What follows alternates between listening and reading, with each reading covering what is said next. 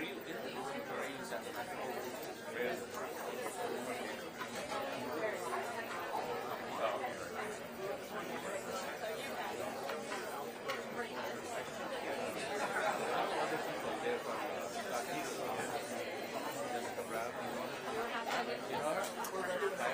We are ready to go.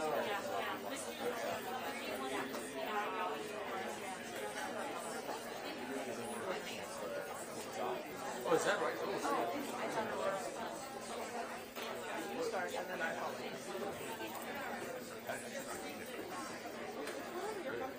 Yeah. You have to make sure I turn on your microphone. thank you. What I do with that? Should we get started? Hello. Good morning, everybody. And welcome to UC San Diego, but more importantly, welcome to the third annual summit, led, hosted, and sponsored by Senator Blakespear out here on homelessness. So, you know, when people, there's not another word in the English language which evokes so many different emotions and so many different ideas. And I think homelessness is that word. When we talk, I think about homelessness. Am I not on the mic? Is it not working? No, it's working. Okay, is it better? Okay. I said there is not another word in English language that I know of as homelessness. The emotions it evokes in individuals and the complexity it involves in your mind. When you think about homelessness, you think about why is it that this great nation, the rest of the world, has not been able to address this problem as effectively. Because it is a really, really complex problem. And to address this problem, you need to have teams of multiple, you need to collaborate amongst multiple disciplines. And what we see in this summit is people representing different ideas and different expertise. So I think that's step number one, to really have a collaborative effort in addressing this. So I want to say thank you to the Senator for thinking of this summit, for inviting so many different people, and I know there's a couple hundred people on the Zoom out there, and we all need to work together. The city, the county, the state, and including universities like us need to work together. So we as the University of UC San Diego, we have a center for homelessness, and that center is funded by multiple private individuals through philanthropy. But that's the center where we look from a scholarly basis, like the reasons for homelessness. How do we mitigate it? How do we address it? Long story short, we don't have all the answers. I just want you to know, because if we did, they'd be out there. But we are very sensitive to the issue. Our students get trained on many of those issues, and we send them out. We work a lot with the city, the council, and Sacramento to make sure that thoughts we have get in there. And impact policies. So lately I've seen policies coming out of Sacramento that address housing, but in many ways they address homelessness, because the downstream effect of building more housing is also addressing homelessness. As a campus, we are doing something very similar. It's been 12 years since I've been here, or maybe 13, not 13, I know. Not maybe, yes, 13. And on this campus, the first observation I had was housing is more than half the cost of education. It's not the tuition, it's the housing, believe it or not. So when you live at home, you don't quite see it as much, but when you live on campus, when you live outside, you see it. And that is really significant. And given how expensive it is in San Diego, because of shortage and because of just the cost of living, we decided that we're going to guarantee 4-year housing to all of our students. Now, thank you. It's not that easy, though. And over the last decade, we have built more than 12,000 units. In fact, as we speak, if you get a chance, you get bored, you're going to walk down the street of this road out here. We're just going to open a 2,400-bed new facility in 2 weeks. And we are doing the groundbreaking for a 6,000-bed facility called Pepper Canyon Keys. As of today, we are the second largest on-campus housing program in the country. And thank you. And it's actually really significant because we brought 10,000 students from rental living onto our campus, which means there's 10,000 rooms out there that opened up over the last several years. There's going to be 8,000 more that we're going to bring over the next 5 or 6 years. And that's our little way of helping all of this. Let me say a word about our medical school. Our medical school is also involved in addressing homelessness. Our Hillcrest Hospital and our East Campus, Alvarado, that we just bought about a couple of years ago, is also involved in providing psychiatric care and mental health care. And also, 1 minute, okay. Thank you. Care for homeless, for unsheltered populations. We have a couple of doctors out here who will talk on the panel somewhere along the line. The point I'm trying to make is we have a strong commitment, and we could not have done this without the council member support, without the mayor's support, without support from the senator, and also multiple other nonprofit leadership that's out there. So thank you, everybody, for helping us out. Thank you for being a great partner. And Senator, thank you for doing what you're doing. Senator Blakespear.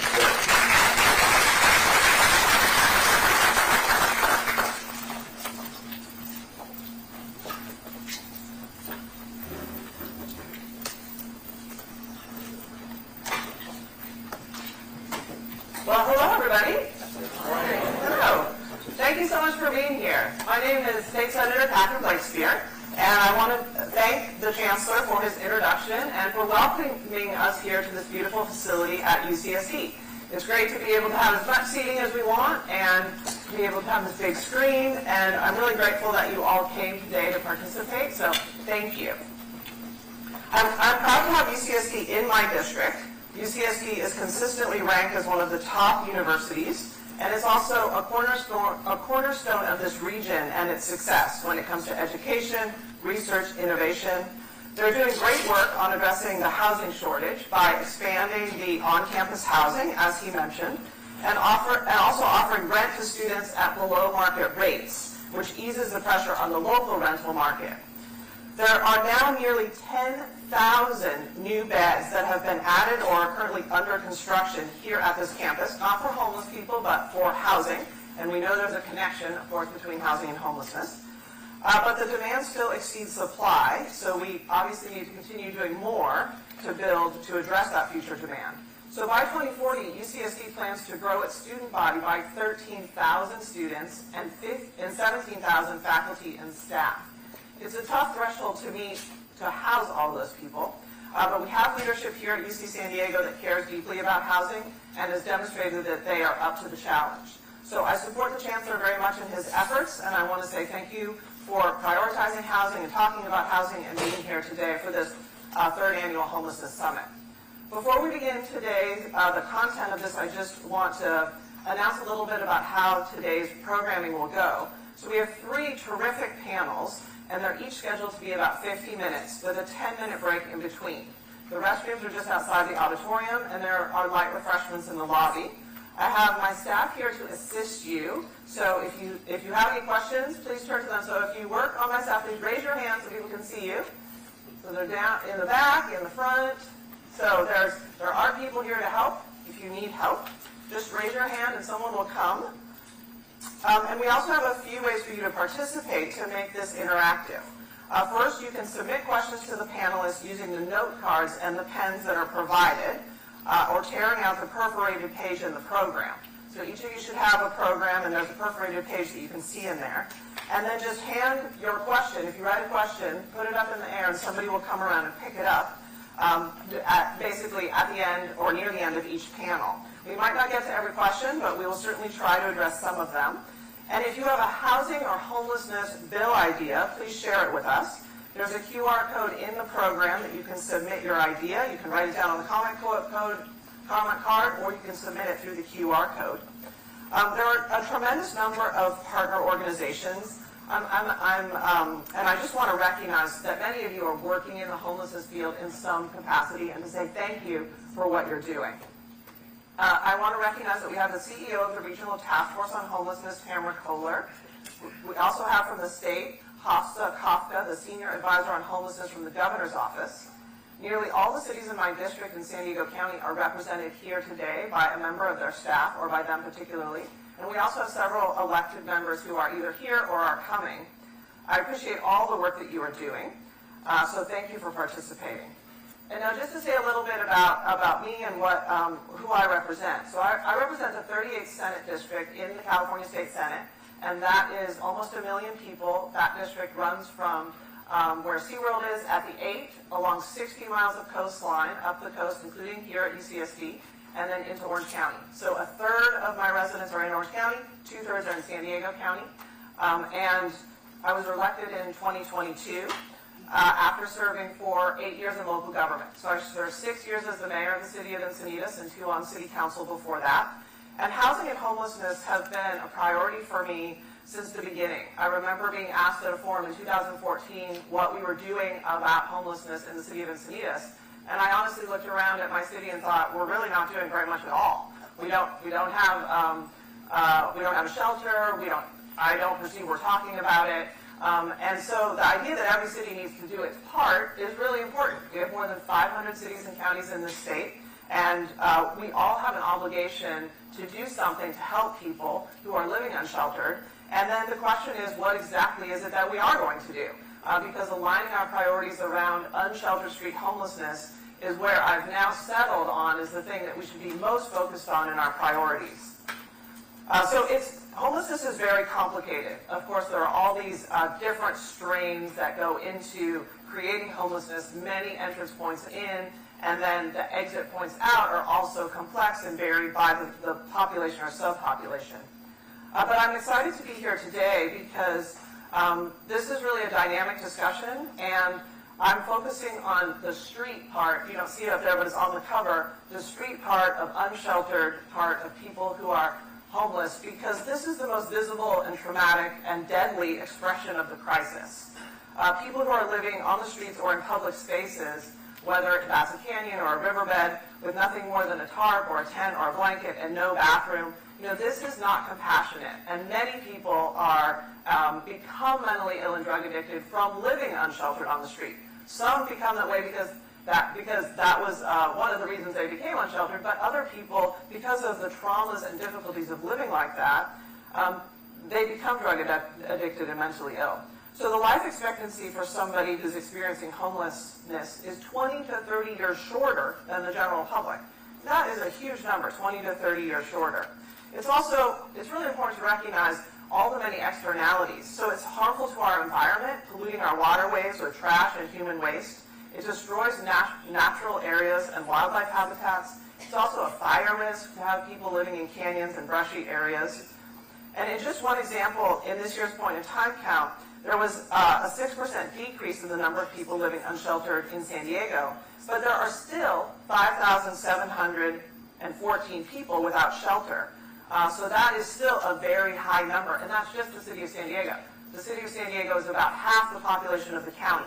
There are 18 cities plus the county in all of San Diego County, which is 3.3 million people. So that is just our biggest and most visible problem. So every city and county does, of course, have a role to play in this. It's important to me that we recognize both the urgency and the moral imperative of addressing this. We are the 4th largest economy, California, in the entire world.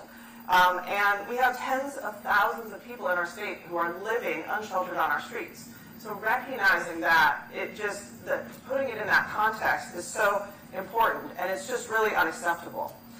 I perceive that over many years we've normalized people living in the streets and unsheltered, and we've come to see it as somehow inevitable until we solve the housing crisis. But really, it's not inevitable. We could be addressing unsheltered street homelessness if we prioritized around that particular problem of unsheltered street homelessness. So not allowing a quiet resignation to creep in, which I think is what's happened, and that's one of the reasons that I'm having this summit, and urging all of you to own it with the urgency that it deserves. So as a state senator, my job is to create policies that fix some of the biggest challenges in California. And I was attempting to do that with multiple bills this year on homelessness. So one of them is Senate Bill 16, and this was, the initial idea was a Shelter Partnership Act. So what that would do is it would force cities and counties to work better together by having counties provide the operational funding for city-sided shelters. And this is really important because counties ultimately are responsible for behavioral health. And so that is not a city obligation. Counties, through realignment, receive money to deal with behavioral health, which is drug and alcohol addiction, and also mental health illness. And so we need the counties to be really a really strong partner and to be really linking arms with the cities who have that same population in a city-run shelter. It also would have required cities and counties to abide by certain rules and to have a clear delineation of whose responsibility is what. That bill is no longer moving forward this year, but I'm hopeful that we will have a different generation of that bill that will be able to move forward. There's not a consensus in Sacramento about all the things I'm saying here today. There are a lot of different views on homelessness and what we should be focusing on and what things we shouldn't be forcing people to do. And I feel as if we need to help people even if they're unwilling to say that they need the help. But that's not a sentiment that's always shared by everybody. So we know that changing the narrative means that we recognize that housing is the answer, but we should not be having the streets be the waiting room while we build everybody's forever home, because it does take 7 to 10 years to build permanent housing. It costs on average $650,000, and we could be providing options for interim and transitional housing for substantially less money, and it could be set up lickety-split, and it's 4 walls and a pillow and a bathroom and social workers on site. And we have some really great examples of that happening both in San Jose. We have the mayor of San Jose, Mayor Matt Mahan here. If you want to raise your hand, he's on the 3rd panel. And we also have the mayor of San Diego coming for the 3rd panel as well as a representative, Monica Montgomery-Stepp from the Board of Supervisors on the 3rd panel. So they'll be talking about that as well. But right now what I want to do is welcome the Deputy Secretary of Homelessness at California's Business, Consumer Services, and Housing Agency to come up. So her name is Dakshima Wikrama. Thank you for coming from LA, but she represents us, or she works for us in Sacramento. And so sometimes it's unclear what people's roles are, and I think they just launch in assuming an audience knows. So I just wanted to make sure and clarify for everybody that this organization, so this agency, California's Business, Consumer Services, and Housing Agency, which is BCSH for short, is one of the 7 agencies that's part of the California governor's cabinet. And this is obviously the executive branch, and there are 3 branches. Of course, I'm in the legislative branch. And so her role as Deputy Secretary on Homelessness is to oversee the state's policies underneath the governor. And the governor's approach to homelessness is really critical, and I've been grateful that he's so clearly articulating that he does not think people should be living in the Caltrans right-of-way or in encampments. He messages very clearly about the fact that this is not something that we should be having in the state of California. Of course, like many things, the devil's in the details about how that is implemented. And so I'm so thrilled that the Deputy Secretary on Homelessness is able to be here so that she can talk about what's happening, what the governor believes, what she's working on as part of trying to reduce unsheltered street homelessness. So we're going to have what's called a keynote conversation here, and I will move over now to the seat, and I will turn it over to you to say a few introductory remarks. Thank you.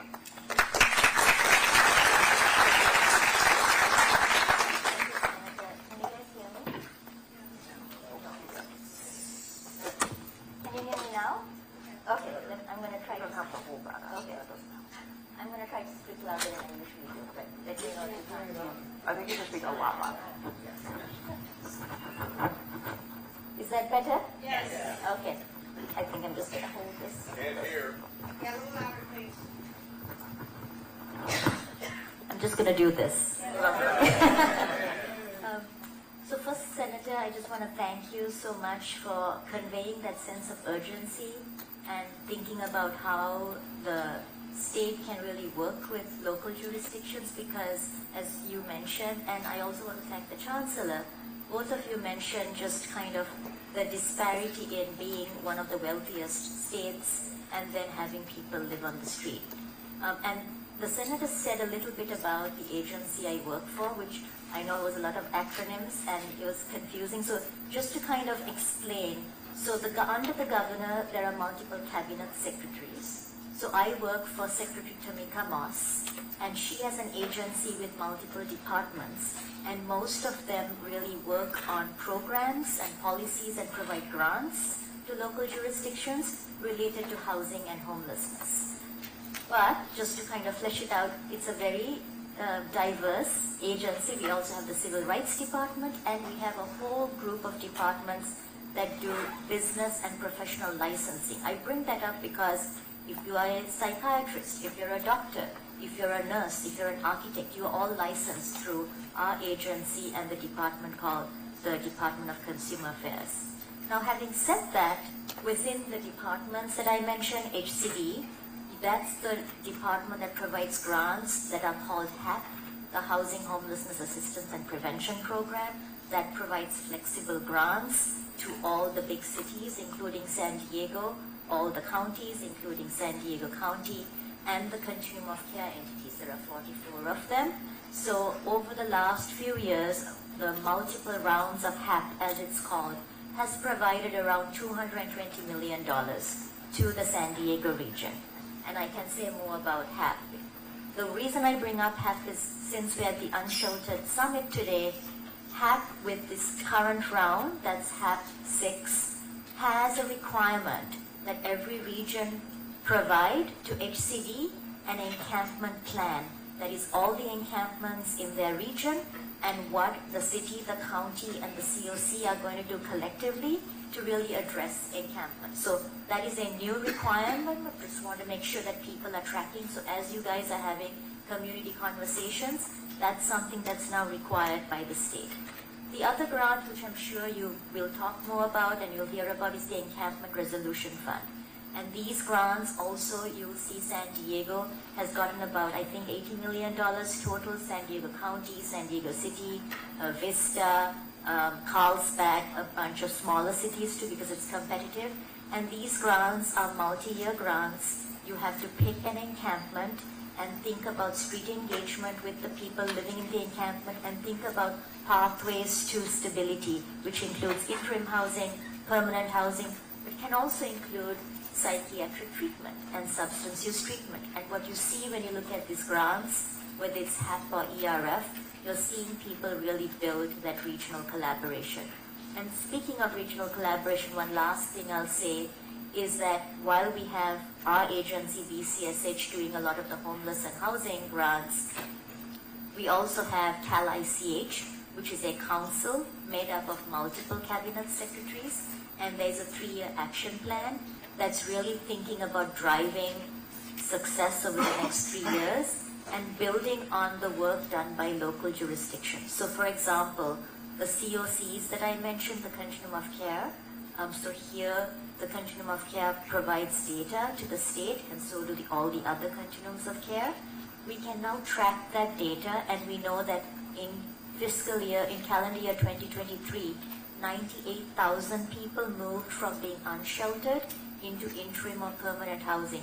So that's great work that communities are doing, and I want to make sure that we acknowledge that, all the hard work that 98,000 people went from being on the street to interim housing or permanent housing in calendar year 2023, and we want to try to double that in the next 3 years. So just wanted to say, as the Senator mentioned, the governor and my boss, the secretary, we really want to see how we can keep accelerating this progress.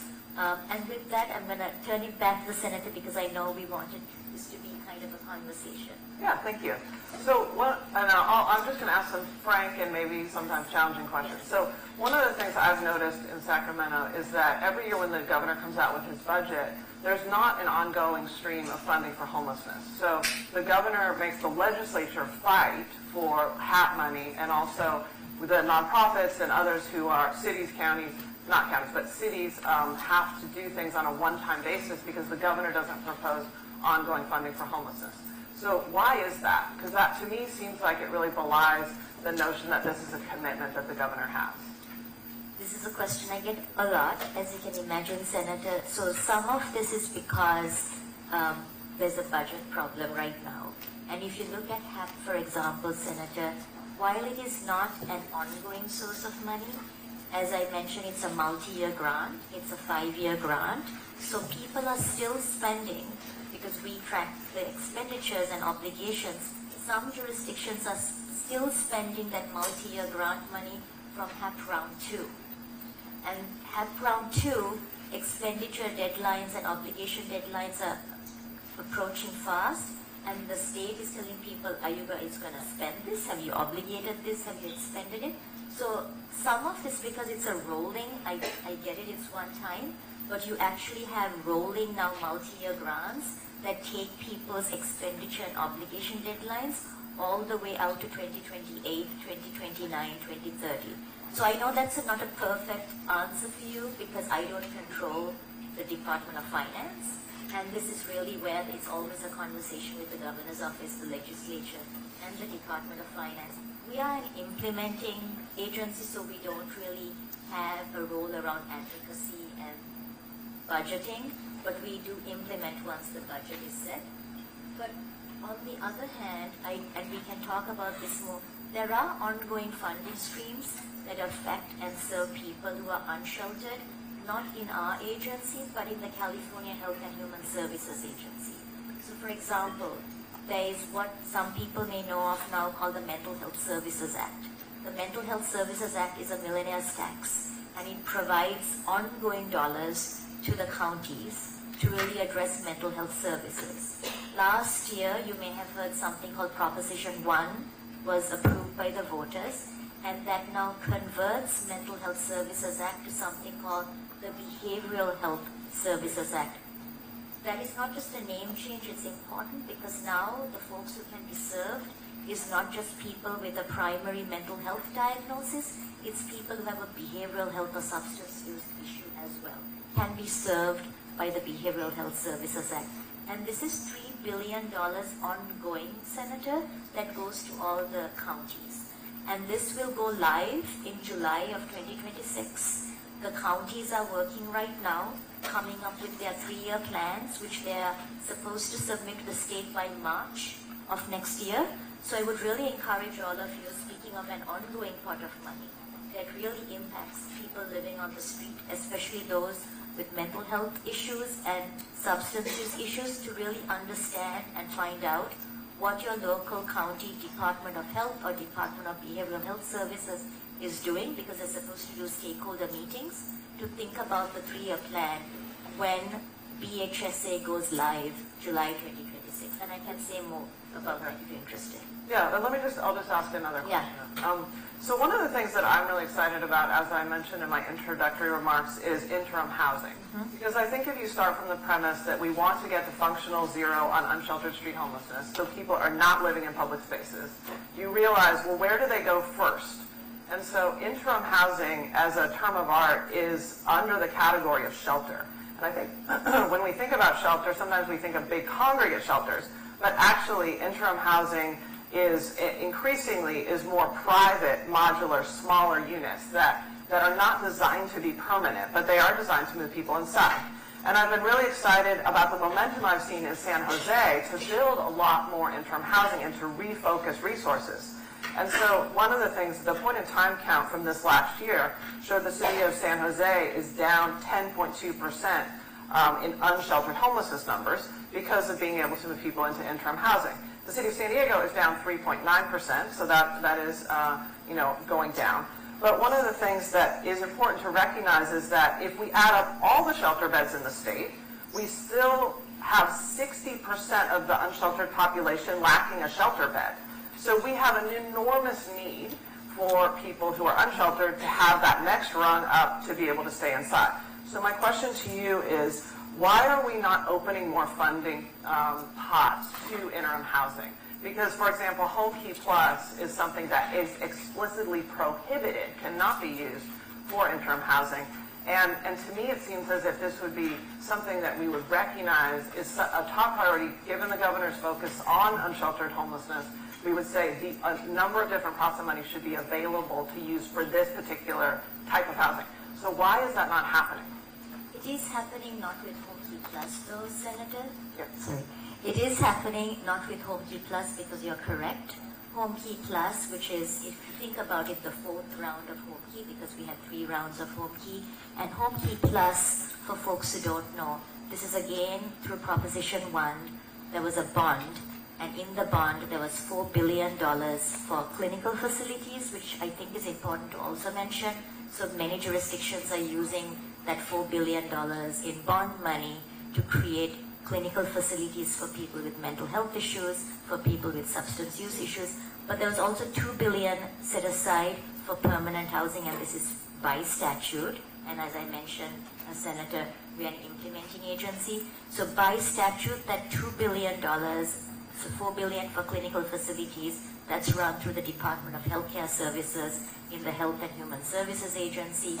BCSH, HCD, the department within us, got the $2 billion, and of the $2 billion, $1 billion is set aside for veterans, by the way, and the charge per statute was to really build permanent supportive housing for veterans, as well as other folks who had a behavioral health challenge, either mental health or substance use.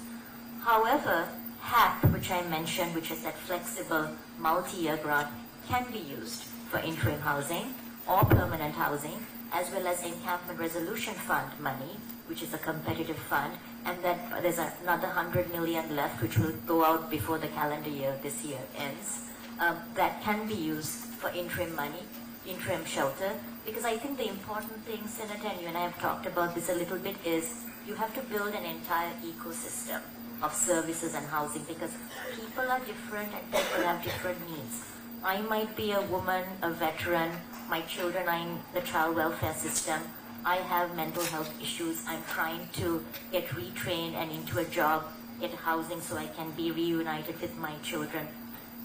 I have very different needs than a student who's living in their car and is trying to go to school and needs a place to stay. So I think this is why the governor and Secretary Kamas, if she was here, really wants us to think about the entire ecosystem of housing, from prevention to interim housing to permanent housing. And some of the reasons San Diego has had that reduction, because I'm looking at all the kinds of excellent programs that are being run there.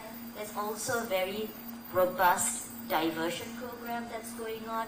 There's people looking at the jail system and making sure people exiting jails are able to get housed and don't end up on the street. So I think you need to do all of the above, which I know is challenging given the budget situation, but you really need to fund those multiple pieces so that people aren't left with a one-size-fits-all kind of approach, because this is a dynamic issue, as you know.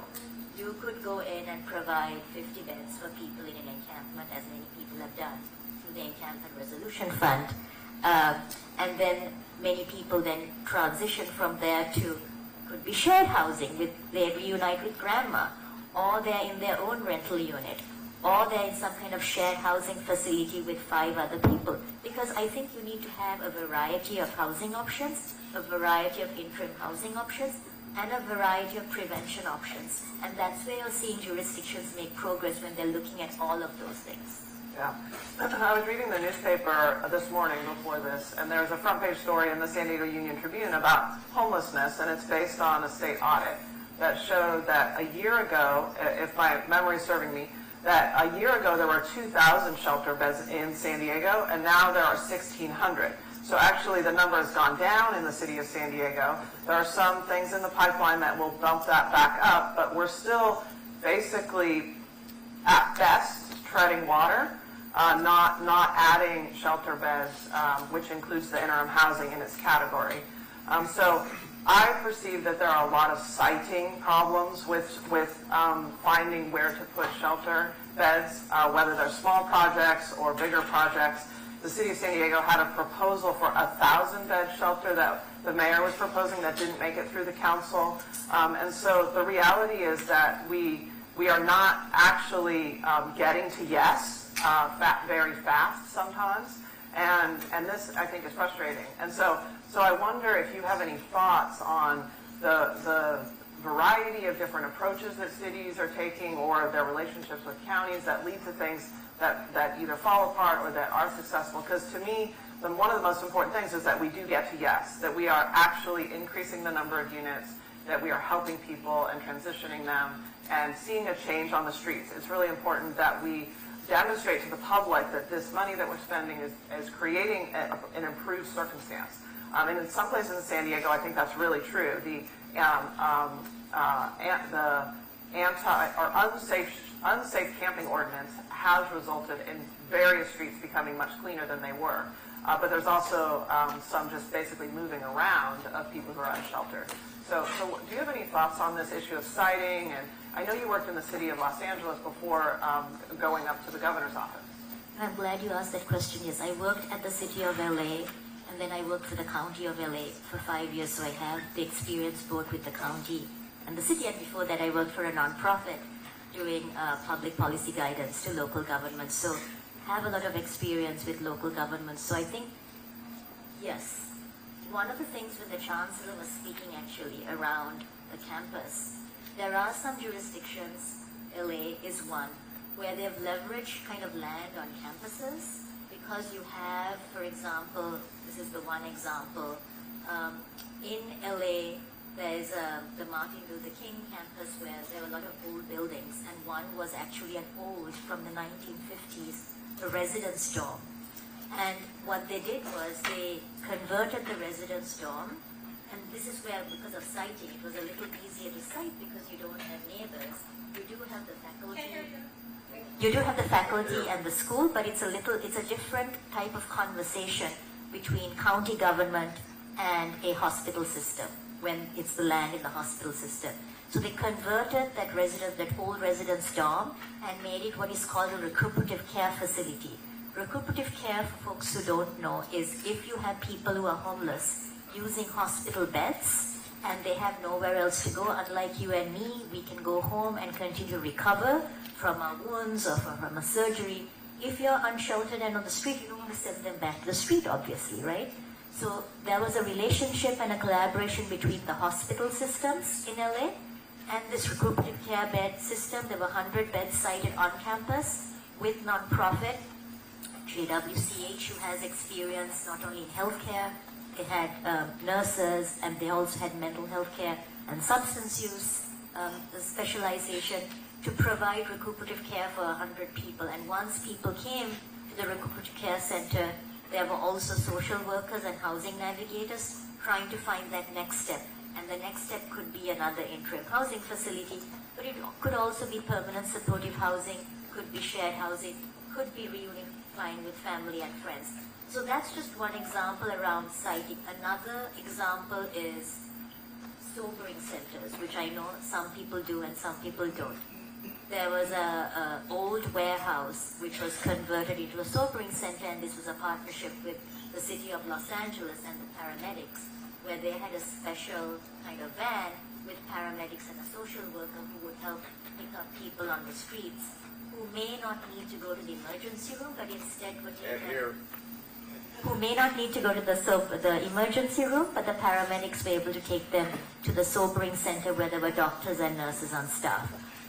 Similarly, there are psychiatric urgent care centers. So this is not like a clinical facility, lockdown facility for people with psychiatric needs. It's a urgent care center where you could have 24/7 staff, and again, very often it's paramedics, it's law enforcement who's bringing people instead of taking them to jail or instead of taking to the ER, where sometimes law enforcement and paramedics are facing 12 hours of what they call wall time, waiting for a bed. Instead, you have this 24/7 mental health urgent care. So I think there are a variety of ways where you can really leverage other kinds of programs to really think about interim housing in neighborhoods, shared housing. Sometimes people master lease apartments, Senator, as you may have heard, where they're using actually the healthcare plan dollars. So these are the managed care plan now have incentives to really work with folks who are unhoused and homeless. Some managed care plans are putting funds in with the county and the city to help master lease buildings, apartments that are being used as interim housing. And then people are working on this next step. So many examples, but I think I would tell people not to be discouraged but really think about talking to foundations, academia, people in neighborhoods, the hospital system, to really think about where land is available and where you can leverage existing buildings and really come together to think through creatively around how you could fund that on a sustainable way. Okay, thank you. I'm going to ask you some questions and also just read some of them. So this question is basically what I've been saying, but it just repeats it. Tiny home communities may be an example of providing inexpensive interim housing. Why aren't there zoning and funding created to provide for this? There has been success in Oregon, which also provides wraparound services. I mean, that is basically what we're getting at right now, is that the tiny home interim housing is a solution. And my hope is that we have more streamlining, more funding, more urgency to get those built faster. One of the questions that people ask me this a lot, so I would like to know what you think. So what can a layperson do to help as one passes a homeless person on the street? I think this is one of the biggest problems, and I recognize it as, we pass someone who is clearly suffering and dying in front of us. And it rips out your heart a little bit when you think, what can I do for this person? You don't have anyone to call, the city, the county, the 411, or is anybody going to come out and help that person right now? And in Sacramento, we're in the shadow of the Capitol, and we have people who are so mentally ill that they are half naked, they are acting in ways that are completely crazy. And there was somebody outside of the place where I live, which is about a 10-minute walk from the Capitol, where he's sleeping on the sidewalk grass area, and I went down and put a blanket on top of him because I felt so bad for him. It was cold, and and in the morning he was wrapped up completely in the blanket on the sidewalk, had moved out of the grass because I think the sprinkler had come on. And then when I looked again a little bit later, he was gone, blanket there on the ground, which I of course threw away because he was very, very dirty and not but it's like, I reached out to the mayor of the city of Sacramento over text and said, what can I do about this? And there was no answer that was helpful. I mean, he was sympathetic, but it's like I think all of us would really like to have some solution at that level of when we see someone suffering, what can we do about it? And ideally, we would call 911 type of a thing, and that person could be taken to be helped, but it doesn't work that way. So I want to turn it over to you and say, what can a layperson do to help if you're passing someone who's clearly suffering on the street?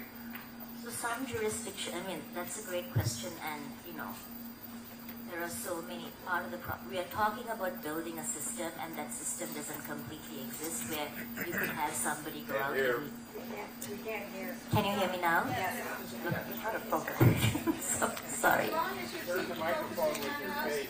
and talking like that, we can hear you. Okay, sounds good. Don't look at the senator, you're saying. So I think part of the challenge we have is, the senator mentioned this as well, we don't have enough shelter beds, we don't have enough street outreach teams, but I think we shouldn't be daunted by that. This is part of the urgency, like we keep going.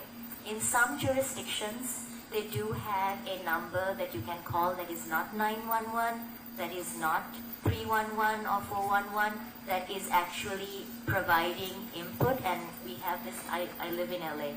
And again, it's not perfect, but I just want to offer that as one example where you can input. It's called LA Homeless Outreach Program, and where neighbors can submit a request and it goes to the outreach team for that neighborhood. And they then respond to you within 48 hours. It's not immediate, but I have used it myself because there was an old lady living at the bus stop in my neighborhood, and I have seen people come and help her get into interim housing. There is also, and I brought up BHSA before because I want also for you guys to leave with some thoughts and ideas around what you could do next. So the Behavioral Health Services Act that I mentioned, which is going to go live in July 2026, has 30% that's set aside for housing interventions, and there's a requirement through statute that the counties now across the state focus that 30% on people experiencing homelessness. And remember I mentioned that's $3 billion that go to all the counties. And so that's literally about just a few dollars shy of $1 billion that will be going out across the state with all the counties on housing interventions for people experiencing homelessness. And half of that money has to be set aside for people who are chronically homeless. And usually, those are the folks on the street, right? People who've been homeless for a year or more, or who have had 3 episodes of homelessness in the last 4 years, and have some kind of disabling condition. So I mentioned that because in the BHSA housing interventions, it includes interim housing and other kinds of interventions as well. And I hope each jurisdiction did what you could do. Nothing immediately potentially for this gentleman on the street, but you could make your voice heard at these BHSA meetings with your county to make sure that they're setting aside plans and approaches with the Behavioral Health Services Act money, housing intervention piece. There's a separate 35% called full service partnerships. Some of you may have heard of this already. These are street-based teams that can go out and really address people who have severe mental health issues, like the gentleman I think you were talking about. And they are supposed to have these teams in the streets, in the shelters, even wrapping around services with tiny homes or supportive housing. It's up to each county and each jurisdiction to decide how they want to deploy these full service partnership teams. And they use an approach called ACT, or Assertive Community Treatment, which is multiple disciplines really following that person along to make sure they have what they need.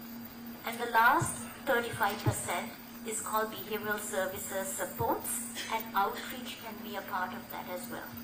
And I say this because sometimes I go around, people haven't heard about BHSA and don't know that their counties are working on this right now. So I think it's important, if we think about that gentleman on the street, there's an opportunity here for all of you to make your voices heard and really collaborate and make sure that people who are unhoused are being seen in these plans.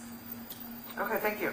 Some of these questions are somewhat technical, and it's clear that you work in these fields. So I'm just going to ask a couple more of these questions. So one of them is that California cities have many vacant or high vacancy buildings, shopping centers, old industrial and commercial areas, and manufacturing zones. So why are these previously developed but underutilized areas not a first priority for housing areas or therapy centers or job training, etc.? Infill is better than urban sprawl.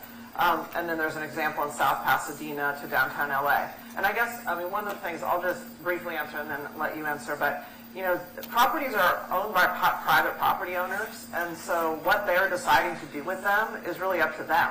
And the state is not, my understanding is that the state is not pouring enormous amounts of money into trying to incentivize this type of transition of land uses. It's largely left up to what that private property owner wants to do. So, but with that, I'll let you answer. No, I think that's right. Now, there are instances, for example, the state has an excess sites program, and that is, as the Senator mentioned correctly, land that's under the control of the state, so there could be state properties. And there are about 30 state properties that have been converted to permanent housing with the Department of General Services. That's like the department at the state that manages property. And many jurisdictions, so I think it might be worth looking at, are there any empty, feasible state properties? And if there is, you can contact me, or I can let the Senator know. HCD has an excess sites portal where you could make sure that that excess, empty, feasible though, not like something on the side of a slope of a hill, something that you could really convert to housing is part of the state excess sites. And there is a map, actually, a GIS map, that you can see what the state has. Separately, each locality, whether it's San Diego County, San Diego City, or any other city in San Diego County, they have the opportunity to work with the state on what is called surplus land. So that is land or property that the state or the county has kind of purview over. I will mention here that there's also an opportunity, there's a Senate Bill 4, which passed around faith-based entities, churches, convents, churches that may have property on the church that's not the church itself. And there are opportunities there, and again, even though that's private, I would encourage people to look at faith-held property that could be converted. Okay, thank you. So I'm going to ask you one more question, and then we'll have a brief break and go to panel number 2. but I wanted to ask this question, which is about state funding. So the question is, with the reduction or potential elimination of permanent supportive housing or Section 8 vouchers, which Section 8 vouchers are that's from the federal government, the single biggest support for would-be homeless people to use their voucher to rent an apartment. So an elimination or reduction of Section 8 vouchers would really potentially be devastating for people who rely on that in order to pay rent. So with that happening, is the state going to augment that gap? And then there's also the question of, without vouchers, developers will stop building permanent supportive housing. So what do you predict for the future in that area? I wish I could predict what this administration would do. I would be making a lot of money if I could. But yes, it's a very, very unstable time right now, all across the country. And for many people who are living in Section 8 vouchers, Section 8 voucher subsidized units. And in addition to that, there's a lot of instability, even though I mentioned the managed care plans and Medicaid, because Medicaid now in Los Angeles and California, you can, starting in January 2026, there's a 6-month transitional rent that every managed care plan has to provide to their clients. So just be aware of that. There's all kinds of things that California is using with Medicaid to do, but we are worried about what will happen to Medicaid. On the Section 8 front, beyond even Section 8, there was, during COVID, I don't know if you guys remember, there's something called the emergency housing vouchers. 15,000 households across California live in emergency housing vouchers. And those were supposed to be renewed after 5 years. And what HUD is telling us now is they're not going to renew them. So we are having conversations with the housing authorities, not only on the Section 8 kind of cliff that might be coming, but also on the emergency housing voucher cliff that might be coming. And we don't have a perfect solution. We are asking them to talk to their HAP grantees to think about what we can do in the short term to make sure 15,000 households don't fall off. And it's a rolling thing. Some jurisdictions, they're saying it's February 2026. Others have enough money till December 2026. But you can see the governor and his statements around everything that's happening at the federal level. So we are contemplating all kinds of ways to really preserve all our options here. Okay, thank you. Well, thank you again so much for coming, representing the governor here at this summit. Let's give her a big round of applause.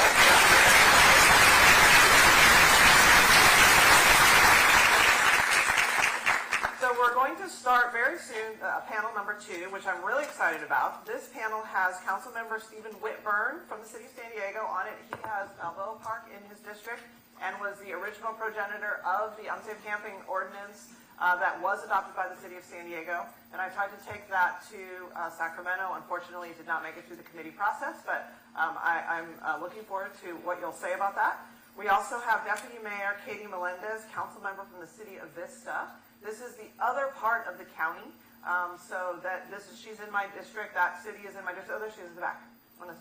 So we're excited to have you here and be on this panel because this is a big county. Geographically, Vista is very far from downtown San Diego, and I wanted to make sure we had representation from across the county. And I'm also really excited that we have our district attorney, Summer Stephan, from the county of San Diego, who's here, right here, as well on this panel. And it is being moderated by Elizabeth Funk, who is the founder and CEO of Dignity Moves, which is a nonprofit that is doing, or an organization that is doing great work throughout the state building interim housing. So we'll just basically transition here if anyone needs to run out and go to the restroom, but this is going to be a short break. So thank you very much, everybody.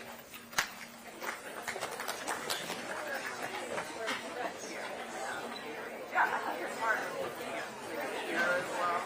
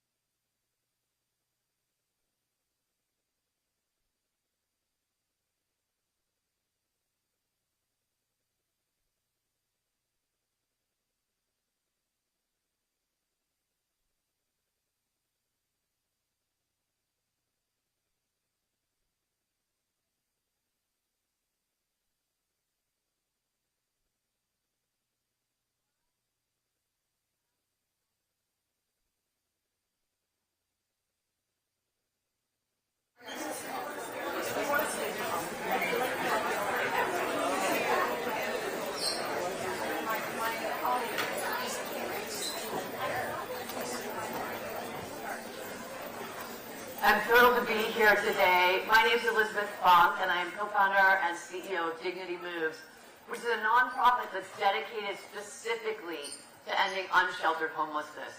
And I asked them to put up the cover slide for the day's program because I think it's really important to start with understanding that ending homelessness is our goal, but ending unsheltered homelessness, street homelessness, while that's only a subset of the bigger problem, that's what is the urgent crisis that the Senator is focusing this program on today.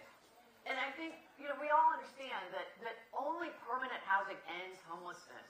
And so therefore, for decades, we've held to the belief that the only valid use of taxpayer money is permanent housing. And that anything interim is a waste of resources, it doesn't actually solve the problem, it just hides it, all of those concerns. And yet the problem is, in our state, building that permanent housing costs so much and takes so long. The reality is that people end up on our streets waiting. And as the Senator says, our streets shouldn't be the waiting room.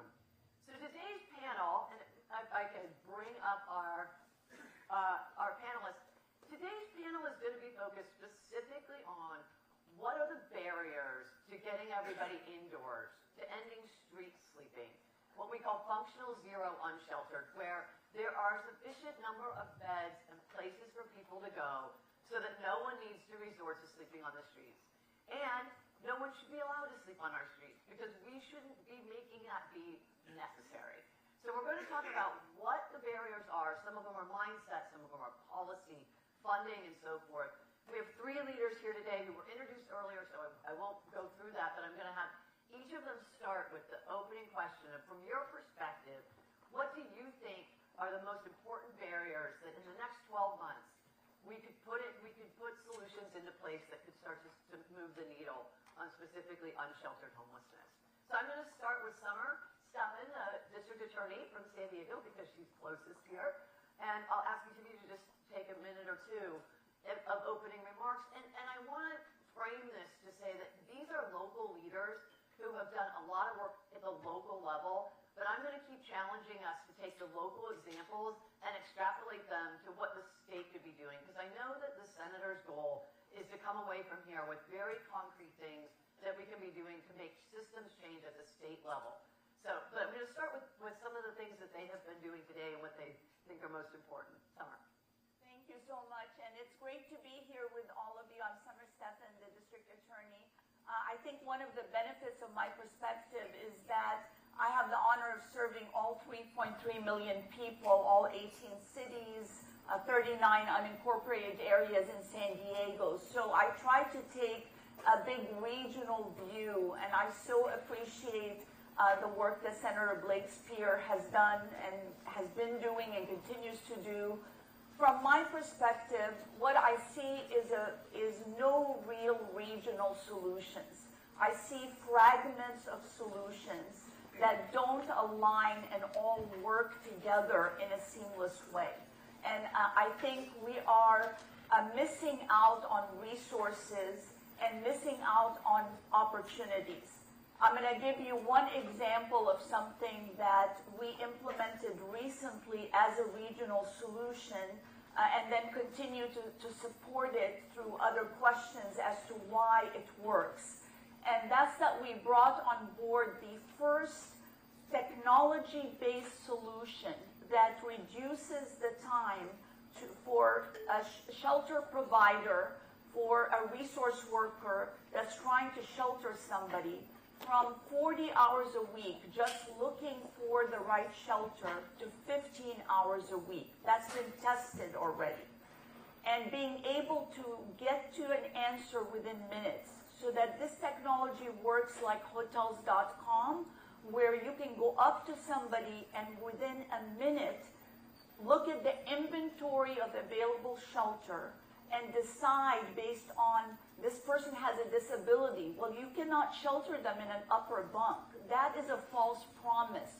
And you've just wasted time, and not only that, you've lost that person's trust. Remember, the person on the street has trust that's been lost through many things that have happened in their life, and the last thing you want is to give them another fake promise. In 2 weeks that this was implemented, implemented, 300 homeless individuals were matched within moments, which is an incredible feat. There are 297 users currently, 115 waiting to get onboarded. But if you can imagine a regional solution where everyone uses the same technology to find available shelter, and what that will do is also get us to what shelter is not available, what is not in our inventory that we need to build, or maybe there's things in our inventory that we need to convert because they're not working. People aren't staying there because it's too congregate or other things. Terrific. Stephen. Thank you. Well, good morning, everybody. My name is Stephen Whitburn. I am the San Diego City Council member who represents downtown San Diego, all the neighborhoods around Balboa Park, and Mission Valley. It's the council district that is most heavily impacted by unsheltered homelessness in the city of San Diego. The senator, in her remarks, talked about the dangers of people living unsheltered. In the county in 2023, 627 homeless people died. 627. That's a huge number from so many different issues, whether it was overdoses or being involved in accidents or attacks, a whole variety of issues. But it's completely unsafe for people to be living outside. We need to get them indoors. But let me give you a statistic that I found outrageous. 88% of the time in the city of San Diego, when somebody asks for a shelter bed, they're turned away because there is not an acceptable shelter bed available. These are the low-hanging fruit, the people who want help, the people who want to come off the streets, the people who want a shelter bed. But 88% of the time when they ask for help, we don't have a shelter bed available for them. The fastest, most effective way to help more people off the streets is to increase the number of beds that we have available for people that are safer and healthier. Whether it's shelter beds, whether it's safe sleeping sites, whether it's affordable housing, that's how we're going to get people off the street, is getting them safer and healthier places to go. Katie. Thank you. And thank you for your contributions. I'm really grateful to be here. My name is Katie Melendez. I serve as the Deputy Mayor of the City of Vista. We're a small city tucked into the 78 corridor, about 100,000 people, and have worked closely with Senator Blakespear to really invest in the lives of people who are on the streets and show them a variety of options and not just your conventional shelter options. I completely agree. We need more shelter, and we can be using all available technology to inventory the shelter that we have and identify what are the gaps. Are we missing valuable resources when it comes to family shelters? Are we missing resources when it comes to those more private spaces where people who are more shelter resistant have a little bit more of individual service and care? In the City of Vista, serving as your council member, we've been able to do a lot in the past 4 years in providing shelter of all types. We've been able to open a safe parking program. We've been able to open, with Senator Blakespear's support, a navigation center with 48 beds and more individual rooms, a model that is not replicated anywhere else in San Diego. But really, what can we do in the next 12 months? We can absolutely be urging every single municipality to do their part and provide the variety of shelter that matters to those folks on the street. Because our senator and our state leaders, they are prepared to assist in this challenge, but putting on my local municipal hat, every local government needs to be prepared to receive the resources that the state is offering and make it fit for their community. Every community is different, but we know that the individual person that's on the street has a story and has a need for some kind of shelter, and we could make a great difference in the next 12 months if we diversify the types of shelter that we're offering. That's great. You know, I think this shift from thinking about only permanent solutions into dealing with the urgent need that's on the street now, that shift is starting to happen. And I think it's interesting in our political environment, the reality is that you've got lots of different political views. And it's obviously for people who care about the humanity, the right thing is to get people indoors because of the deaths that are happening. But there's also, if you're fiscally conservative, the cost of leaving people on the streets, people don't realize how much that's costing us as well. And then there's just the general public who, quite frankly, are feeling fed up, and they feel like as taxpayers, they deserve clean streets and parks. And this, a shift in policy towards focusing on the urgent need on the streets is the intersection of all three of those views for different reasons. The only not in that intersection is current policy and funding. And that needs to change. And honestly, I also want to give a shout out to the state because those policies are starting to slowly change. And with HAP Round 6 funding, as we mentioned, the #1 stated goal in that program is unsheltered homelessness. And the California Interagency Council on Homelessness 3-year strategic plan, #1 goal, unsheltered homelessness. And of course you have our governor up there pounding his fist saying, I want people out of these encampments now. And we know that's not going to happen with permanent housing. So all of these voices, and yet the reality is we turn away 88% of people who want shelter beds. Why isn't it happening? And what do you think are the biggest barriers to seeing that shift occur? Frankly, I think there's just too much theory and politics and not enough just practical solutions. For any of us who ended up in a home, it takes years. So it takes years. You live in a crappy apartment and with roommates, and you don't have a bathroom, and you do different things, and then you grow to get a home. So yes, our dream is for everybody to have wonderful housing that is their permanent home, but I think we need to cut through all of the kind of theory and get to the practical. When I started to work on building my solutions, I'm the district attorney. I'm an expert on crime. I had to listen to the people actually doing the work, like Tamara Kohler and many of the people that are in this room, and then we actually had those people design the solutions they needed immediately. So we didn't design it, they designed it for what works for them. So when it was finished, which is called, you can go to shelterready.org to look at it. When it's finished, or if you want to sign up your organization, when it was finished, it fit exactly what it is they needed to get their job done, and it reduced their job time from 40 hours to 15 more effective hours, so they could spend the rest of the time actually looking for substance use, mental health treatment, other things that are barriers that are needed by that individual on the street. The #1 barrier to getting more shelter beds or alternative places for people to go is money. It's resources. If we could get the state, the federal government, even local governments to invest the resources to provide enough shelter beds or safe sleeping sites or alternative sources for everybody who's out there, we would solve most of this problem. It's really as simple as that. The challenge is getting those resources. It's expensive, and you've got a lot of different governments with budget challenges. And then you've got the debate within those governments about how to allocate resources. The senator said something that I thought was very perceptive earlier when she talked about quiet resignation.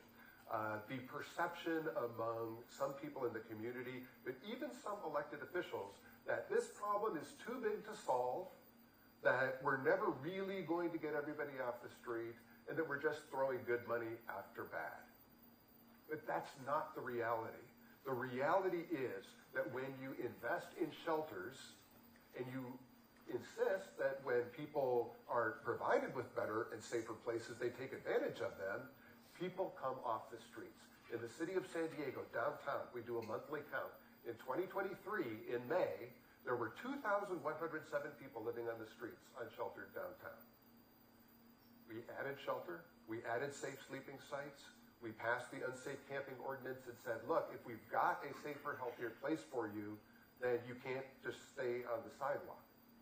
We've gone from 2,104 people down to 756. That's a 65% decline. There are 756 too many people still out there. But we're moving the needle. We're moving in the right direction. The problem now is the shelters are full. The safe sleeping sites are full. If we had more space, more of those 756 people would come off the streets. We would make more progress, but we need more money. We need more shelter beds to be able to do that. That is what will move the needle. Thank you. We definitely have a capacity problem. We absolutely do. And as Senator Blakespear has said, we have what's occurring is a waiting room where people are in this acute crisis on the street. And we have fought really hard, many of us in this room have fought really, really hard to make a shift from criminalizing homelessness to dignifying those people.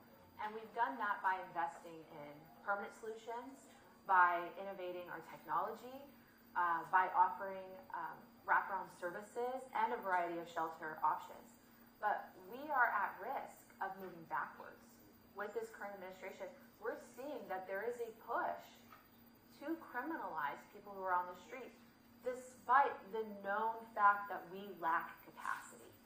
And so we have to continue to be courageous in that and move forward and demand better outcomes for folks on the street beyond imprisonment, because their lives are at stake. These are oftentimes disabling events being on the streets, and I find that we are in a humanitarian crisis. And as such, we need to innovate, and we need to look at all solutions. I see our homelessness services manager Jonathan Lung at the top of the stairs there, and our City of Vista staff has been so fantastic at innovating. Right now, we are looking and investigating into modular construction for individual shelter beds. These are products that have been designed in the case of flood and disaster, right? Technology that we can utilize for this humanitarian crisis on the street. And potentially, who knows what other crisis may befall us, right? But right now we have people that are without shelter, and there are technologies available to get people off of the street immediately. But we need a willingness from your local municipality, and we absolutely need an injection of funds to make that shift.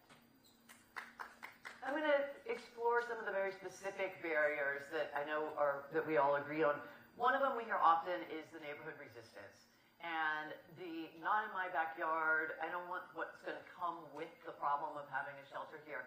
And I want to give a shout out to San Jose and Mayor Mahan, who I think have really cracked the code on this, which is in a neighborhood that's willing to take an interim housing community, there is a pact that says the people in that immediate area are going to be the ones offered those shelter beds, and then there's going to be an enforcement zone around it.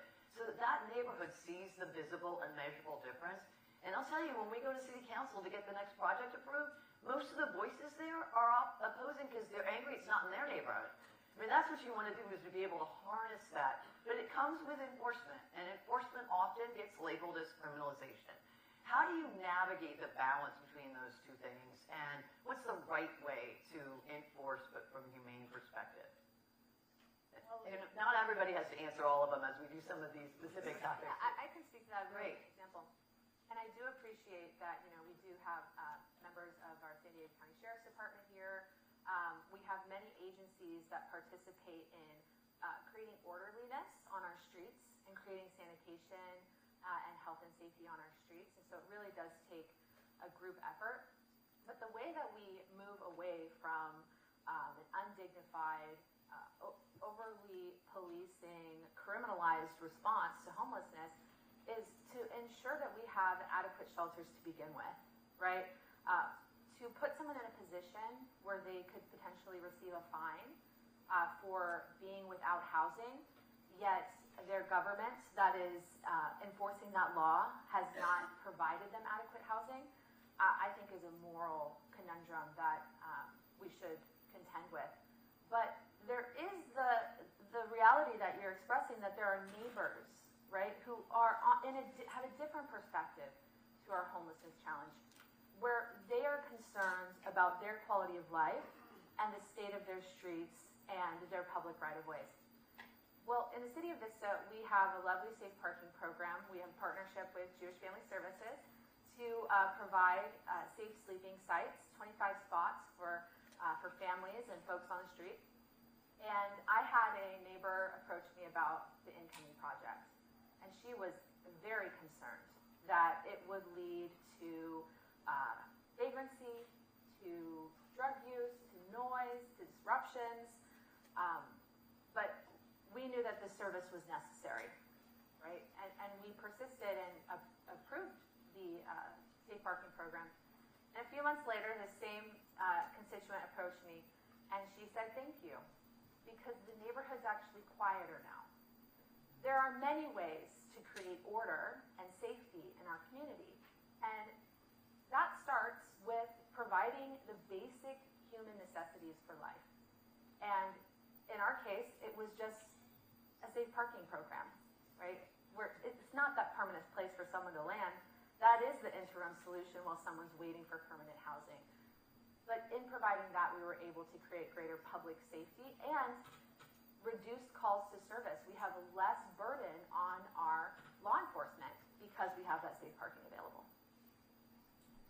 What I find in terms of neighborhood opposition is that many people unknowingly conflate sheltered homelessness and unsheltered homelessness. I live downtown. I live 3 blocks from a homeless shelter. You would not even know that it's there. People are inside. They're in the shelter. The problem is not people in a shelter. It's the people who are unsheltered. But people are familiar with what they see.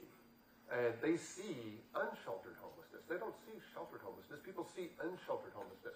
So when you talk about bringing a shelter into a neighborhood, their mind goes to what they've seen, which is unsheltered homelessness. So they inadvertently conflate the two and understandably don't want unsheltered homelessness in their neighborhood, or they're not familiar with shelters and the fact that they're really no problem at all. In terms of getting more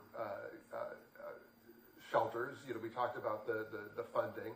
I think that, explaining to people, I always tell the story that I live 3 blocks from a shelter and it's no problem at all, because I live that and people should know that. The enforcement piece, I think, really depends on whether you have shelter available. I tend to agree that if there is no better, safer, healthier place for somebody to go,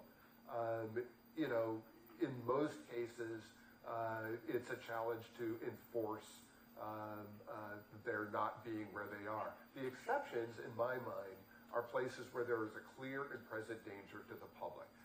We can't have people living in canyons and setting fires because that's just a danger, and we have so many fires as a result of that. People setting up encampments next to schools, that's just not going to work. But by and large, I think that to enforce you need shelter, and I think it is perfectly reasonable to say that if we have a safer and healthier place that's appropriate for you, then we have a right to expect that you won't continue to live on the sidewalk. I think that's reasonable. Yeah, and we talk a lot about, or we hear a lot about people turning down shelter. They won't take it, so why would we build it? They won't take it. In my experience, I've never met anyone who prefers cement pillows. Never, right? They prefer to what they're being offered. And I think that one of the challenges is for us to keep reminding ourselves that these are humans and to offer variety that is appealing. Because if you're offering somebody a valid choice that meets their needs, they're not going to turn it down. And if they do, they probably need to get consulted, right? And I think we in San Jose, again, reference them as a policy that if you've been offered 3 valid choices and you're still turning them down, those very few people probably need to have a conversation. But the thing we're missing out is what a luxury to have 3 options to offer someone. That's the constraint, not because people aren't taking it. And I think the developments with grants passed have changed some of the thinking at the local level about, can you offer people places and expect them to use them? How is the current environment in your experience now with regard to, the whole thing about forcing people to take it versus not? And any thoughts on? Well, I don't know how popular this is, but since I never really cared about that, I'll just say it. I think that a big piece is that homelessness is an absolutely humanitarian issue. But the reason I'm involved in it is it's also very much a public safety issue. One of the amicuses that we wrote to the United States Supreme Court cited data that was very clear from our coroner that people on the street are dying at 132 times higher rate from overdoses. That means drug use. That means drug dealers coming to the encampments. That means the whole community getting infected with a very criminal atmosphere. We prosecuted a gang that was focused on supplying these encampments with drugs, and it was Operation Kryptonite. And so we have to accept that there is a level, and how they got there, the chicken or the egg, whether because they're on the street, they're using these terrible drugs to numb the pain, or whether they got to the street because their addiction was out of control. Either way, we have a problem, and it's a problem that results in criminal behavior and also results in them becoming victims of crime. Our data that we publish publicly, because I love transparency, is that our homeless population is 69 times higher rate of being our murder victim. These are based on cases we've actually filed on a beyond a reasonable doubt standard.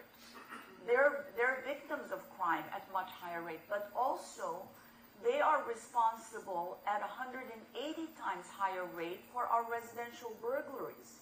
And try to explain to somebody who was a victim of their home with their children there being burglarized, they're not going to be okay that it was a homeless person. That's why that's not going to satisfy them. They are unsafe at this point. Try to explain to somebody that their home burnt or they're afraid of fires, that people who are homeless and are homeless encampments in San Diego County are 305 times higher rate responsible for arsons in San Diego. These are arsons that we charged on a beyond a reasonable doubt standard. That's the only data I use so that nobody says, well, we pick on them more or whatever it is. So it is a public safety issue. It is also a dignity issue. But my experience so far, 6 months into Prop 36, is I started with my drug courts empty. 50% space every day of the week. They're now 99% full. Why? You're giving people an option. And sadly, the option, once they've committed a crime, is you go to jail or you get treatment for your underlying causes. And they pick treatment every day of the week. And that's why we have a 98% acceptance of treatment now, when we had no acceptance of treatment before. I feel the same way. We need a balanced system where we do give our police officers, our deputies, the ability to give people chances, but if they're violating the law by open drug use, by being in the obstructing businesses, setting fires, that we give them the ability to also allow the community to be safe, which is our homeless population. They're part of our community. It's giving them a lease on life through treatment in our courts. Thank you. I'm going to pose another barrier that I know is one of the hot buttons of the senator, which is city and county collaboration. I'm going to call on my city and county representatives to talk about this one because, it's when somebody gets upset about homelessness, they call the city, they call the mayor. And so the cities have the motivation to solve the problem, especially the street homelessness, and yet it's the counties that control the funding. And we see lots of places where there's a disconnect there. If you were advising our senator, what could she do and put forth that could help bridge that gap and get cities and counties to collaborate better? Well, I would really like to see that. That would make a huge difference here in with the city of San Diego and the county of San Diego. The city of San Diego is putting every dollar that we conceivably can into homelessness in one way or the other. And we have been looking high and low, to find sites, and it's a challenge. I think the county is better prepared, both in terms of resources and in terms of locations, to be helpful in this regard. But we haven't seen the needle move as much as I think many people would like to. The counties are a subdivision of the state, and I would love to see the state really apply some leverage to the counties in ensuring that the counties are really taking the steps necessary to provide the funding, provide the locations, to be the kind of a solution to this problem that they could be. I mean, we're very fortunate to have a county district attorney who is doing everything under the sun to try to address things from a public safety standpoint, but we really need the dollars, we really need the locations. The county has a huge role to play with that, and the state has a tremendous amount of influence over the counties. Thank you for this question. I think that the relationships between each of our municipalities and the county, there's a lot of opportunity there, but we do find, and what is currently happening, is that money is left on the table. And not every municipality is taking advantage of the resources that are available. I know that my city is, right? And we'll be having public discussions about county resources for housing soon. But I do think that there is a need for this leverage that you speak of, right? Especially when we are identifying what are the solutions that we're going to use going forward. And I absolutely agree with our Honorable District Attorney that recovery is the means to solve this crisis, as substance use disorder is a major player and impact on the lives of people on the street.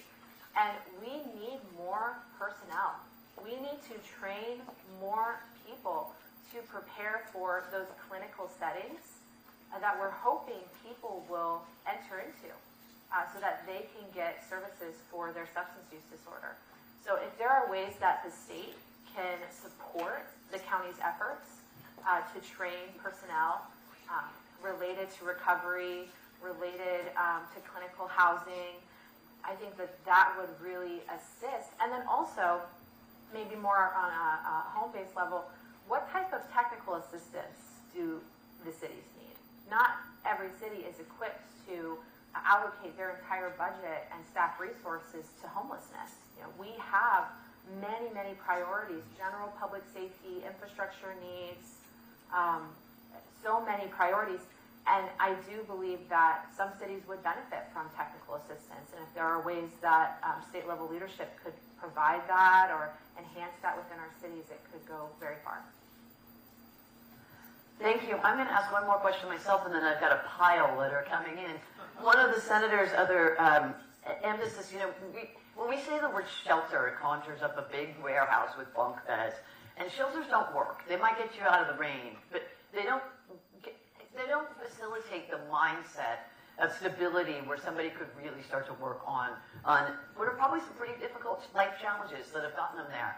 And so the concept of interim housing, and by the way, by HUD's definition, housing means private sleeping quarters and your habitual place of residence. Not permanent, you're habitual, right? And so when you start talking about cabin communities and so forth, you really are talking about a form of housing, and it is a stable housing, even if it's not forever housing. And so the problem what we see today is that most funding, whether it be federal or state or anything else, is for permanent housing. And so this form of housing gets shunned the way shelter has been shunned in funding sources. So what advice would you have in how we could open up funding, again, advice to our senators so that there's more flexibility in housing types that can be funded by the various sources that I know each of you are tapping into? I would say demonstrating the fact that it works, because it does when we add alternative forms of shelter. The city of San Diego doesn't have tiny homes. There are, Chula Vista does, and there are other places that do, and it works. What the city of San Diego has is safe sleeping sites, which are tents. And it is so effective. I went around so I represent downtown, as I mentioned, in the point in time count a few years ago, I was talking to people who are unsheltered. And I was asking them if they would be interested in a shelter bed. And just about every person said no. They were not. They were not interested in going into a congregate shelter because they were concerned about COVID-19. They were concerned about their privacy. They were concerned about their safety. They were concerned about being in a big tent with that many people. They didn't want that. They would rather be on the sidewalk than have that. But when I said to them, if you were able to stay in a tent, but be in a better location where you have restrooms, where you have security, where you have showers, where you have laundry, where you have meals, where you have connections to services, how would that sound? Absolutely. To a person, they said they would take that. So that's why we started the safe sleeping sites. It's basically safe camping. We've got 2 sites. They're both in kind of remote areas of Balboa Park that are easily visible. We've got 767 tents. Each of one can have 2 people, so we had 1,700 people go through that last year. And a lot of them are chronically homeless people who had been resistant to other forms of shelter or other forms of help. People living in the riverbed, people who've been on the sidewalk for years, will take the safe sleeping site because it's somewhat what they're used to, it's what they're comfortable with, but it's in a much better location and with much better services. Funding something like that is a way to make a real dent in unsheltered homelessness quickly and relatively inexpensively. I appreciate that response. I agree. Before I was serving in an elected office, I was providing social services. And I remember a time when we had to advocate for permanent supportive housing. And now we see that there has been an investment, a willingness to provide permanent supportive housing. But unfortunately, in that interim housing has functionally gone away. But if you speak to service providers, you'll understand that we are still seeking that type of interim housing. So I think we need to continue to listen to the folks on the ground, right, and understand what people need on the ground. And interim housing is absolutely a part of that puzzle. I think that the district attorney's reference to how people gain mobility is really important here. When you end up on a street, it's oftentimes this turmoil, right? That, first you lose your house, then your apartment, and then your car, and then you get your backpack stolen, and then you just tumble down. And building yourself back up, it really takes time and a multitude of solutions. I've got 3 or 4 questions on the same topic, which is obviously really tugging at people's hearts, which is seniors. Seniors are the fastest growing portion of the homeless population. Nearly half of California's homeless are over 50. And there are very specific needs. Some of it is, we think of people, they just need to get back on their feet and get a job. The seniors aren't in that category. They're just getting priced out of their homes. What can we be doing to meet the specific needs of this population? Anyone who wants to. Well, the city of San Diego and actually the county of San Diego have both launched pilot programs that have proved effective. In the city of San Diego, it's called the Housing Instability Prevention Program. And what it does is it subsidizes the rent for individuals who are at risk of falling into homelessness. And a lot of these folks are seniors. What you have is you have a lot of seniors who retired on a fixed income, assuming that there would be enough, but their Social Security check has not kept up with the pace of rent. And pretty soon, their rent is far more than what they can afford, and you've got people falling into homelessness. Maybe they live with a friend for a while, or they live in their car, but eventually they end up on the street. The Housing Instability Prevention Program, but for, and there have been plenty of studies that have shown this, but for $300, a person could have stayed in their home.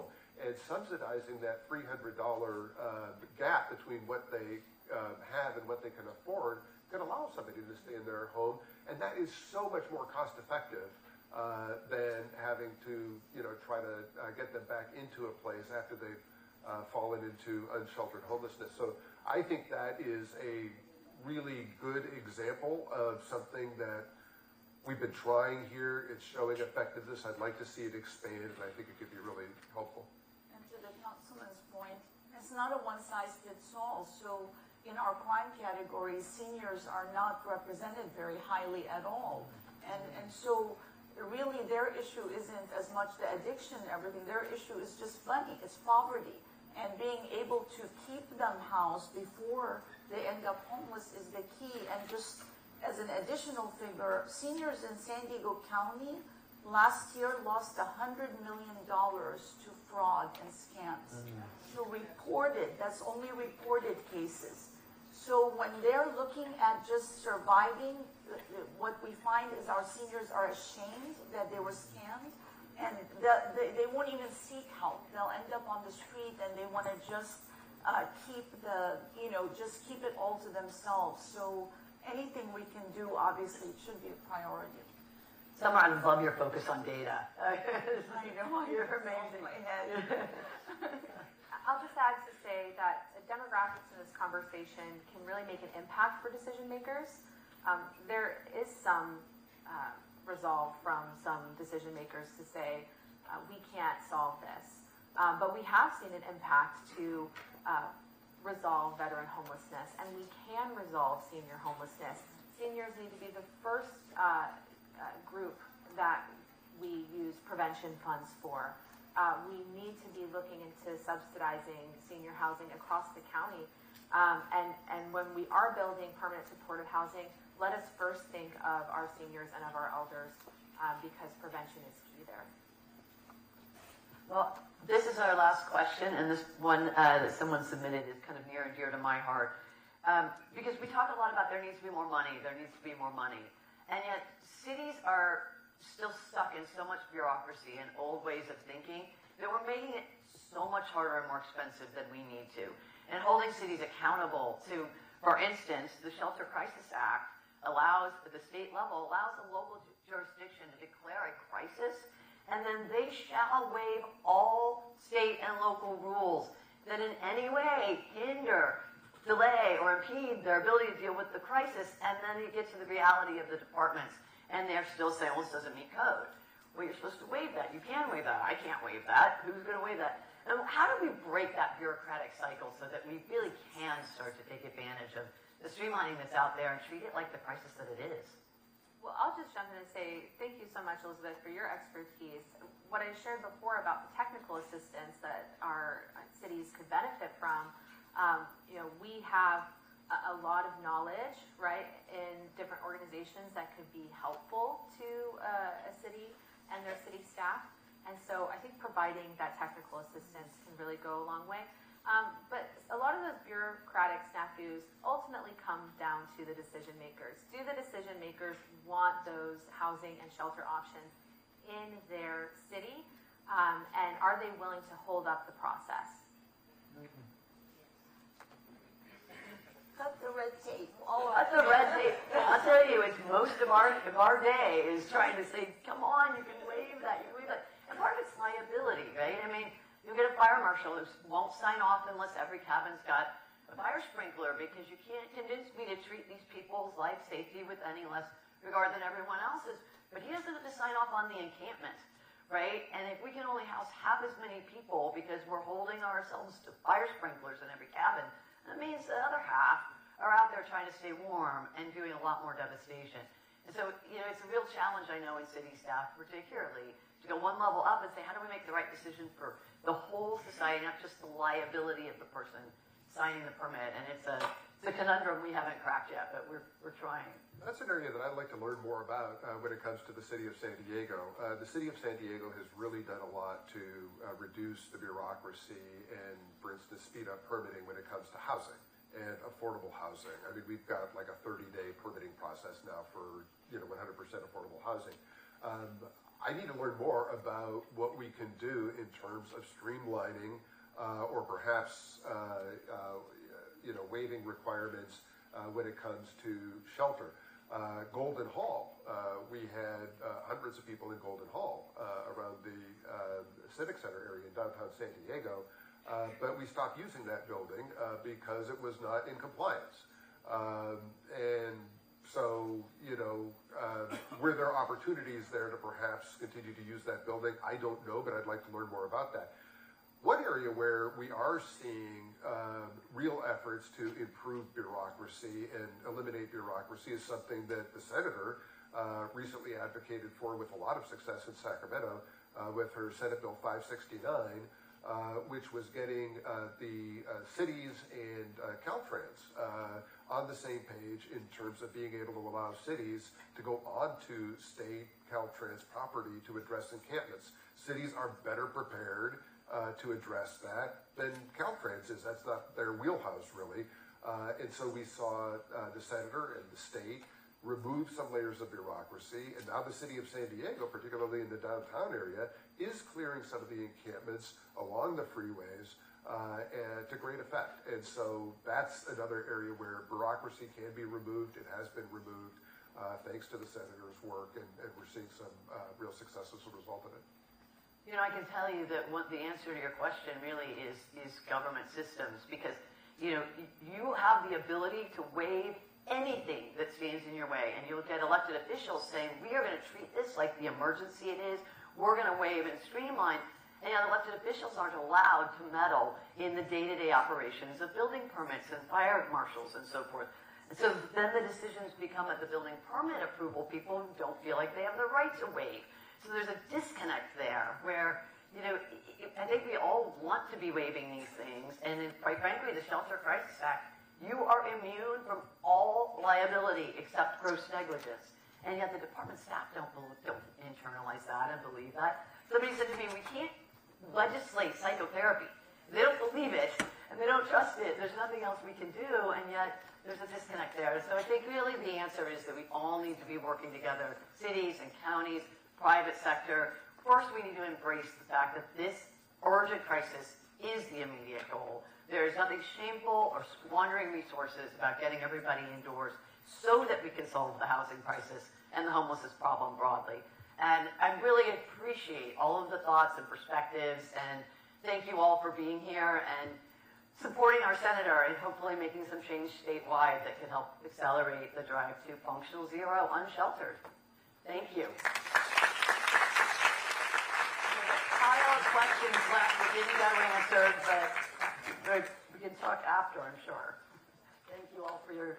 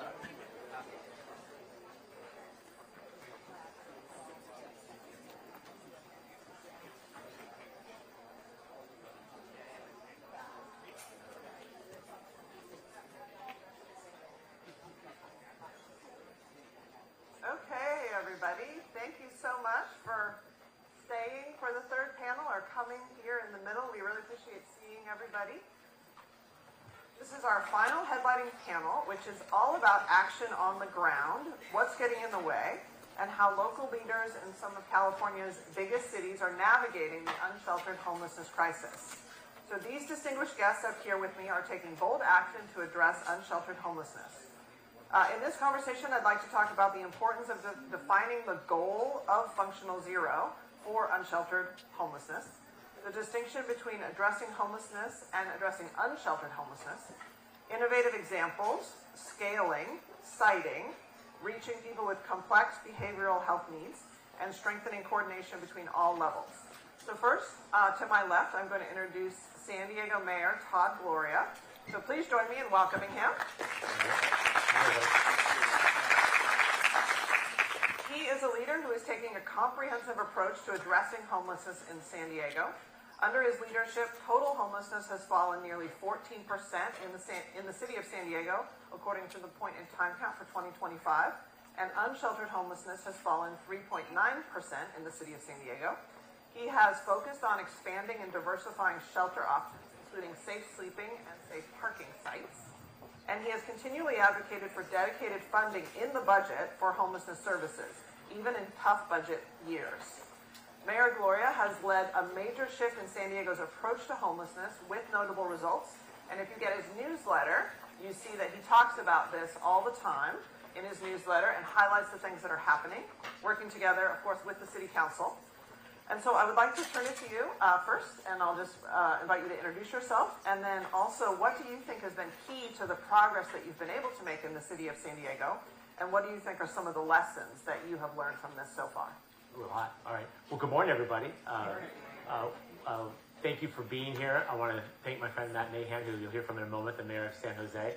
It's great to have a sort of statewide view, north and south together, because it's not just a San Diego problem, right? It's a statewide problem. It's a nationwide problem. And Senator, thank you for this venue. With regard to the progress that we've made, it's a comprehensive approach. You know, it's taking everything from the outreach to the additional shelter beds, the creation of more housing, and some enforcement and accountability that has to come with all of that. We have worked with Mayor Mahan and our fellow mayors to change state behavioral health laws for the first time in 65 plus years with your support. Thank you, Senator. So whether it's articulating for more funding in Washington, D.C., Sacramento, changing local land development code laws in order to try and increase our housing production, we can talk some more about that. But bottom line, I think what that means is it's a priority. And frankly, it's a priority for me, in part because for those of you that know me, I've worked on this issue the entirety of my professional career as a housing commissioner, as the chair of the city's housing committee, as a member of the housing committee of the legislature. But it's a priority because you all have said so. It is the most consistent comment I get in the 8th largest city in the country with 1.4 million residents that homelessness, followed closely by roads, is the thing that is most on your mind. And we're trying to reflect that in the work that we do. Quickly on the biggest challenge, it's always a matter of resources. We are in a difficult budget environment, both locally, statewide, and nationally. I don't see additional resources coming from the federal government. The state has reduced its commitment this year in light of their challenging budget situation. And the city has its share of challenges as well. Those fewer resources means less outreach, fewer shelter beds, and less ability to build more subsidized affordable homes for folks who need it. I would also say that the challenge remains that while people demand action, and maybe Matt Mahan or Supervisor Montgomery Stepp will share this, it may be the number one thing I'm asked about. Mayor, we want you to fix homelessness. And when you say, well, okay, I'm going to put a shelter in your neighborhood, the answer is no, thank you. It's no longer a priority.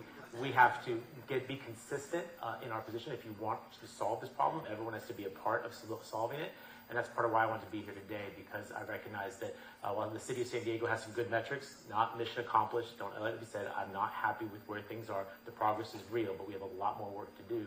But that said, there are a lot of other mayors who could be sitting up here who are doing zero for homelessness. They have zero shelter beds, zero transitional housing beds, no permanent supportive housing beds, and probably more importantly, no plans to do any of that. As long as the city of San Diego has to share this burden on behalf of the entire region, we will not make the progress that you want to see. And so enlarging this conversation to include partners from across the state is really important. Thank you for highlighting that. And that's one of the reasons that we had the city of Vista, the Vice Mayor Melendez on the panel before this, was to recognize that it's important that we bring other cities, not just the biggest cities and counties, but other cities into the conversation. So next I'd like to introduce San Jose Mayor Matt Mahan, who I've had the pleasure of getting to know this year pretty well because of homelessness and the things that we have worked on together, legislation and other ideas in this space. The city of San Jose is a city that has seen a 10% drop in unsheltered homelessness since last year and a 23% reduction since 2019. So San Jose's shelter rate is the highest in decades, surpassing both Santa Clara County at 30% and the state average at 34%. And San Jose has more than doubled its sheltered population. So he's invested in interim housing, including quick-build tiny homes and safe parking, and has demonstrated that scalable local action works. So Mayor Mahan, San Jose has made impressive progress, and I'm wondering if you could share some of what you think is the driving force behind some of those successes, and how did you build momentum for some of these projects? Yeah, thanks, Senator. Hello, everyone. Great to be here with you all. I've really enjoyed the panel so far. It's great to see Mayor Gloria, and I have to say, I'm really impressed with your elected leadership here in San Diego area. You all are very fortunate, from your DA to your state senator, your mayor, other local electeds. There's a lot of pragmatism and urgency here around this issue, which is wonderful to see. I am proud of the progress we've made in San Jose over the last few years. As was mentioned, we have gone from one of the lowest sheltered rates in the country. So to put this in perspective, 5 years ago, the city was operating no interim housing or shelter. The county was operating a modest amount. We had 6,000 homeless individuals in San Jose, only 16% sheltered. 84% of those individuals had nowhere else to go, so they were living on the streets, in tents and vehicles. In the last 5 years, we have leaned in as a city. You asked about what the catalyst was. In part, and I give my predecessor, Sam Ricardo, real credit for kicking this off, and then we have really scaled in the last few years. The pandemic was an opportunity to think differently and to act with urgency, and it's really sad that we needed a crisis of that magnitude, but as they say, don't let a crisis go to waste. We were able to overcome community barriers, community opposition to building shelter with the public health argument that we have to get people out of crowded encampments into sites with sanitation. We started building prefab modular units. We then started buying and converting motels, then safe sleeping. Now, inspired by Todd and others here, we're doing our first safe sleeping site, a whole spectrum of interim solutions, 18 different sites, 18 different neighborhoods, over 2,000 placements. We've gone from 16% sheltered to 39% sheltered. At the end of this year, we will be over 50% sheltered for the first time in decades. And once you get the first one in and you get the policies right and you show that it works, it becomes easier to do the second and the third and all the way to the 18th. There's a lot on the horizon, though. We still have people out there. We don't have the resources to scale alone. We need neighboring cities to get in the game. We need help from our county. And I hope in this conversation we're going to talk about that framework we've talked about, state, county, cities. How do we collectively scale up and deliver an end to unsheltered homelessness statewide, because no one city or county can do it alone. So thanks again for having me. And could I just ask one follow-up question about building the momentum with your city council, and then also reorienting finances, because clearly cities are always strapped for funding, and I think in the Union Tribune article this morning on the front page about homelessness, it was talking about the city of San Diego, and I think it was $26 million that is being spent on homelessness, which was described as both or actually it might have been $260 million. That is both an undercount and an overcount, it was described as. But it's an enormous amount of money. And so I just wanted to ask Mayor Mahan, when you're doing that shift toward more interim housing, what were some of the balancing and the need to have your council come along to support that, obviously, and do you have any insights about that part? Yeah, it's been a fight, and you do need a dedicated revenue stream, even if that's general fund that you're committing. The backstory quickly is during the pandemic, as I mentioned, my predecessor insisted on testing this interim model with some motels and modular units, set up a few sites, and tapped into a new transfer tax we had passed. We had passed a transfer tax of a 1.5% tax on properties worth over $2 million that were sold, and that was generating about $50 million a year in revenue. That was had been dedicated to building permanent, affordable, and PSH. It was a huge fight to even take a portion of it to build one interim site. But it worked so well that when I decided to run for mayor, when the seat was open, my opponent and I had the mayor's race center on the debate of what to do with this transfer tax going forward. Would we continue to have 90% of the dollars go to permanent affordable, which sadly in San Jose is costing over $1 million a door and taking well over 6 years to build? Or would we rebalance toward a spectrum of interim solutions that create safe, dignified alternatives faster, cheap and prevailed despite the odds? And that's the direction we've taken. But elections have consequences. I think if you're going to run for office, you should put out proposals that require trade-offs and are bold, and that was what the debate was about. And ultimately, we have shifted those dollars. Not everybody's thrilled, happy to talk about those trade-offs, but we have committed essentially a $50 million a year ongoing revenue source to building and operating interim housing at scale in San Jose. The good news is we're going to be over 50% sheltered when before we had everybody just living out on the streets and in the creeks. So that's what I see. Okay, thank you. Next, I would like to introduce Supervisor Monica Montgomery Stepp. So she serves as a supervisor, but she previously served on the San Diego City Council. So she comes with both city and county experience. And she has shown tremendous persistence and leadership in advancing solutions for unsheltered homelessness in San Diego County. After a project in Spring Valley was halted due to community opposition, she successfully advocated for a sleeping cabin site in Lemon Grove, bringing forward a revised plan that will create 70 transitional units with supportive services coming online soon. This is expected to cost about $11 million in one-time construction costs and $3 million for annual operations, which would be funded by the county. Supervisor Montgomery Stepp knows what it takes to overcome obstacles that get in the way, because she's been dealing with and is continuing to deal with, I think, community opposition. And I understand there's even a recall that's been launched against the Lemon Grove mayor that is related to homelessness and citing homeless serving housing in the city of Lemon Grove. And so I wanted to turn it to you, introduce you, and recognize that you've been a leading voice for equity in talking about the urgency and complexity of the crisis. So Supervisor, what did it take to keep this project alive when it looked like it was dead? And also, what have you learned about navigating siting challenges? Well, Senator, thank you so much for having all of us and for doing this for the third year in a row. And I'm grateful to be here with every one of you this time around for this summit. What it took to keep this project alive, I think after the previous project was shut down, was political will. So I think, above all, we have to continue to look at our land use policies. We have to revamp the way that we look at these interim housing models. But at the end of it all, we have to have the ability and the courage to lead and to understand our priorities even after we get to office, right? And I think that's what you're seeing on this panel, and that's something that I was dedicated to. I'm dedicated to our most vulnerable community members. That's what counties do, right? Counties hold the Medi-Cal plans for our most vulnerable communities. We house foster care and how that moves forward, and how we take care of our senior population. This is what counties do, and to run for county board of supervisors and not and kind of run away from dealing with the unsheltered issues that we have is something that I was not going to do. So that's how we kept it going. We looked at all of the proposed sites that the county was looking at when they made the decision about the Spring Valley site that was then retracted.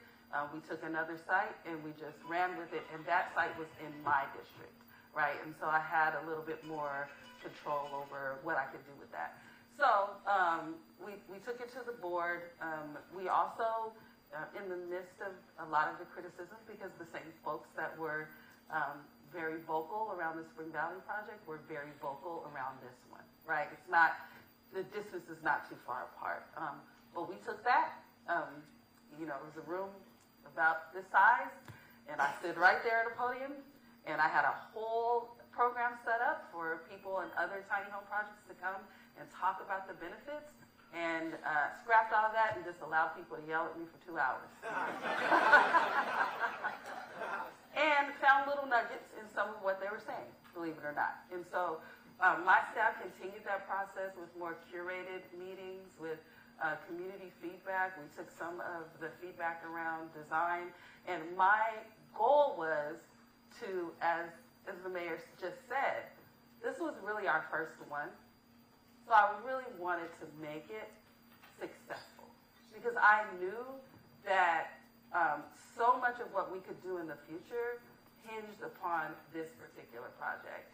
And so that we kept it alive by having the political will to say that it's not going to die. And really, and along the way, we've had to change our approach, but in the back of my mind, it's really just been, so much hinges on this kind of first project in an unincorporated area in the county. In the unincorporated area, just the last thing I'll say is the District 4 in the county of San Diego houses a lot of the city of San Diego, which does make their own land use decisions and all of those things. So we have to kind of focus on unincorporated areas. This is bordering Lemon Grove, but it's near the previous project and very near the unincorporated area. Yes, thank you. I'd like to dive directly into this friction point between cities and counties. I think one of the things that when you start to focus attention on unsheltered street homelessness, there is a large portion of people who are severely mentally ill and have substance use disorders. And I think you heard from the previous panel as well, they did a really great job about talking about people needing help and what to do in those circumstances with the district attorney and the city council member and others. So I just wanted to address directly, what did the two mayors and also the supervisor think we should do differently or better or change so that there's not, we all use words like collaboration and work together and this kind of thing, but at the end of the day, we're not quite getting there. I mean, there is a bit of a breakdown between the city's land use and some city desires and the county's providing the services for a substantial portion of the unsheltered population, which is mentally ill and drug addicted. So how do we what are the structural changes that are needed or perspective changes that are needed to make that relationship work better? And anybody who wants to start. I'll start. Because I think some of our relationship, Senator, is based off of, our previous work serving on a SANDAG board together, but more recently, these ideas around homelessness in the county, right? And so we have had long talks about what that relationship should look like between counties and cities and what the county's responsibilities, mandated responsibilities are, and how much the county should go past that in order to meet the needs of the people. And I certainly have been convicted in some of those conversations, and I hopefully have also provided some additional information. I think that it's kind of simple. I think that relationships are based off of the conversations that we have with each other and whether or not we keep our word, right? And so and also the understanding. When I talk about the county's mandated responsibilities, I'm talking about that for educational purposes. It does not mean that I think that the county, this is all they should do. The county shouldn't just host the Medi-Cal plan, which is, what we do. We shouldn't just take care of the jails and probation, which is also what we do. We need to, the first priority always is going to be for a county is the unincorporated areas and the populations there, because our budget, we are the municipalities for unincorporated areas.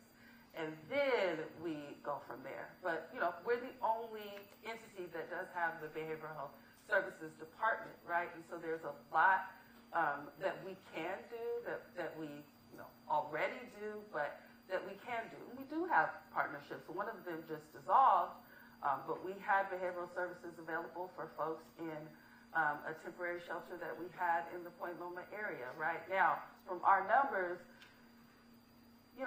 maybe about 25% of the people there were able to utilize those resources. But my job, I think, is to go back and say, why?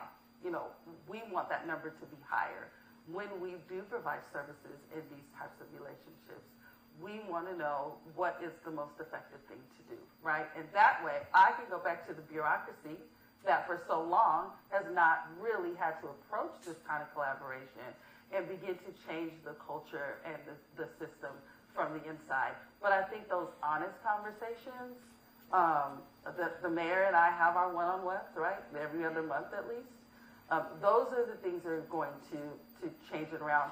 The public fights are not productive because people are sensitive, right? I hope I'm not as sensitive. I don't really, whatever. I try to do my job no matter what.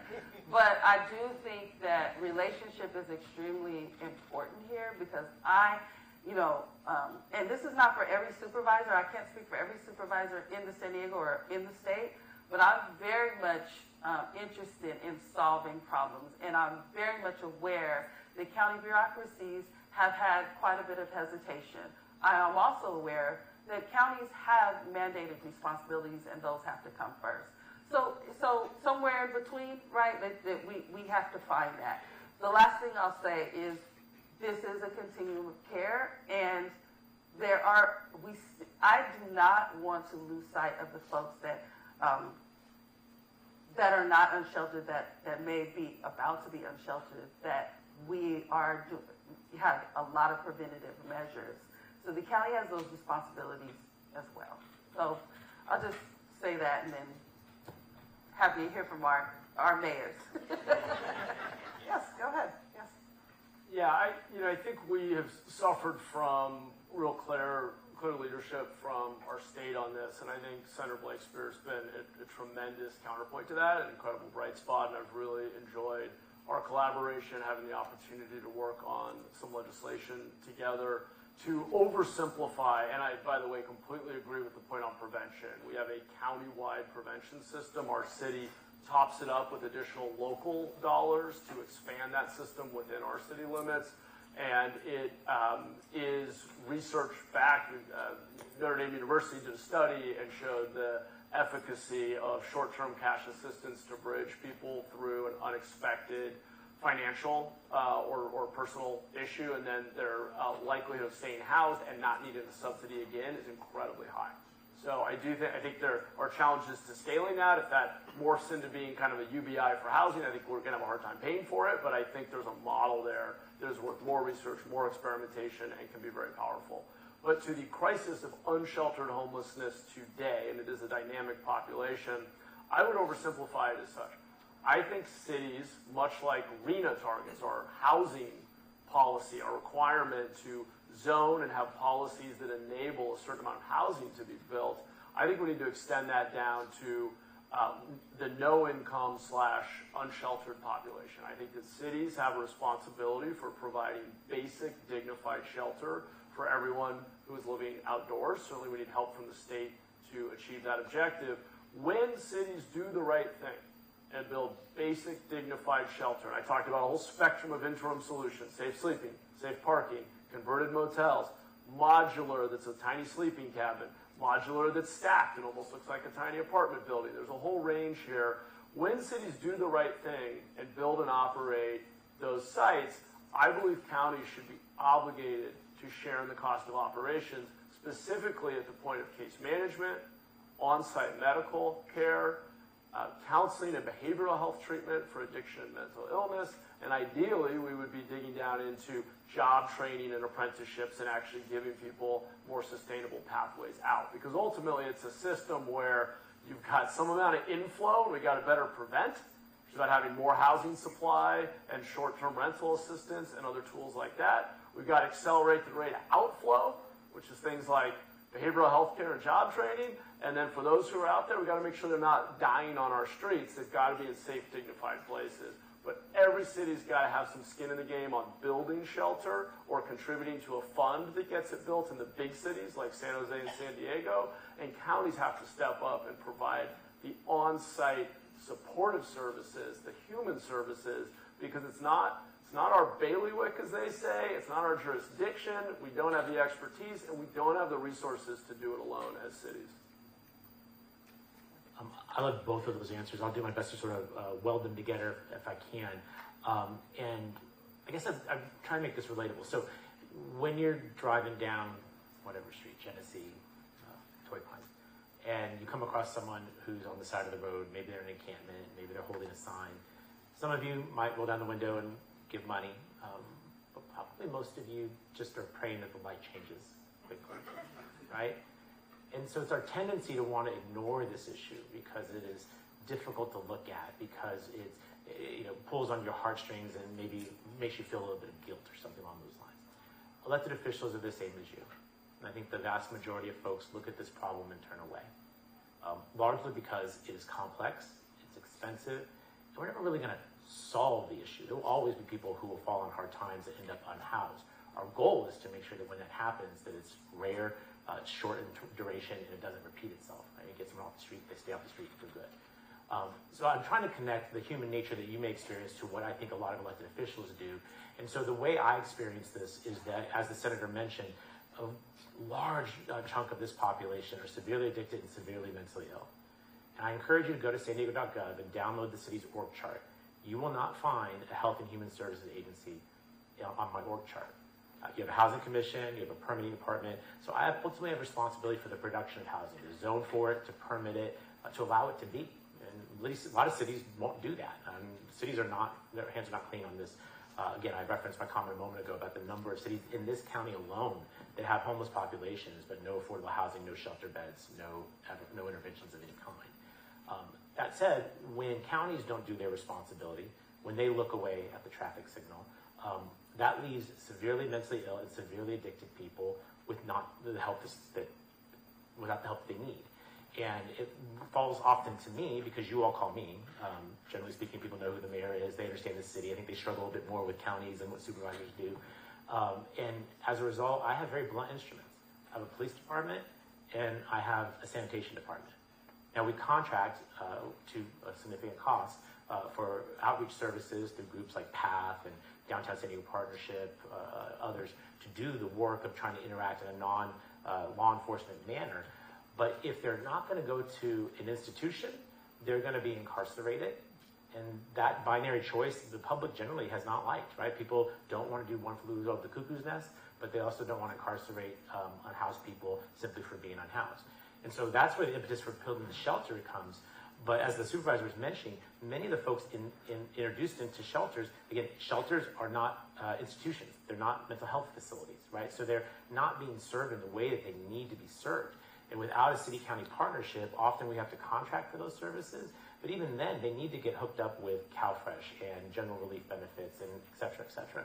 And so we do have to work together, to use the term that was mentioned. But increasingly, I feel like there has to be a legal mandate to do so. And this is what Mayor Mahan was getting at. In the way that the state will come after me if I'm not permitting enough homes, there should be a legal requirement from counties to perform these basic tasks. And when they don't, there should be repercussions for it.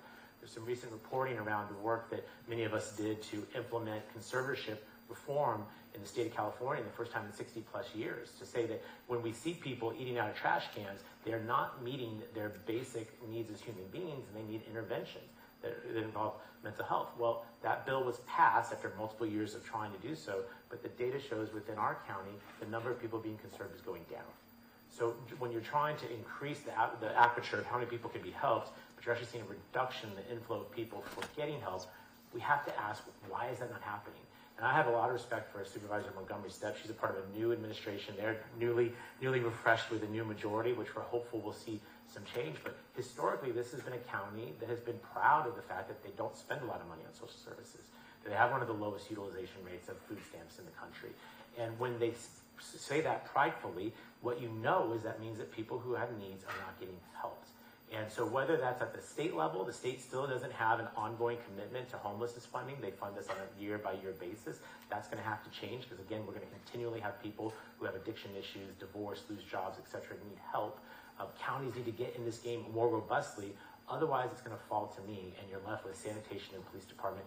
Those are not solutions to homelessness. I will do my level best to find other ways to do it. But as the senator mentioned, the front page of the paper today says $200+ million out of our pockets often going to things that other jurisdictions should be doing, whether it's a city that's choosing to bus their homeless people to downtown San Diego because they prefer to do it that way, or counties that won't get in the game when it comes to acute mental health issues, to a state that this year alone zeroed out its homelessness funding in the new fiscal year budget. These are cascading problems. I'm going to be started on the federal government, but you understand it all rolls downhill, and who's at the bottom of the hill? Mayors.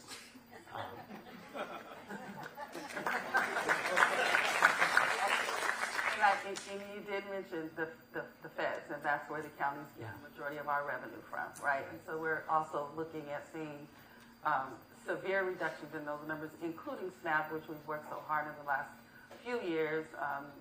We've got the mobile card that goes around and asks people to apply for their EBT cards, and we've done, from my office, 3 homeless fairs since I've been in office to try to make sure that people have access to CalFresh and to job training, to all the things that they may need, the little things, the big things, right? And so that is something that we have to make sure. Revenue stream is important because the work is still costs money. We have spent hundreds of millions of dollars in providing wraparound services for folks. The upkeep of our psychiatric hospital, which we're about to expand. We need 400 additional boarding care facilities because boarding care is really sort of the end of the continuum of care, and some people are never going to be able to live on their own. And so when I talk about one in prevention, but this entire continuum, like the interim will not matter as much if we don't get, especially because we're talking about the severely mentally ill. Right? There are a lot of other categories, but when we're talking about that, we have to add in the conversation around boarding care. We get less and less support from the state when it comes to a lot of these different areas.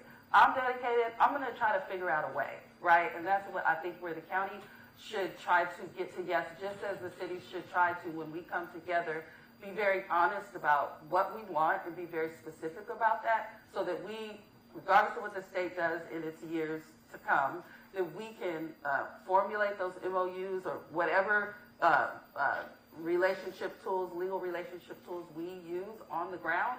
We need to continue to do that. But it has been tough to get data. It has been tough to, formulate those relationships where we both come out on the other side, knowing what our full responsibilities are, and then being able to reach those goals that we set with each other and for each other in a very non-political kind of table, right? That's been the challenge.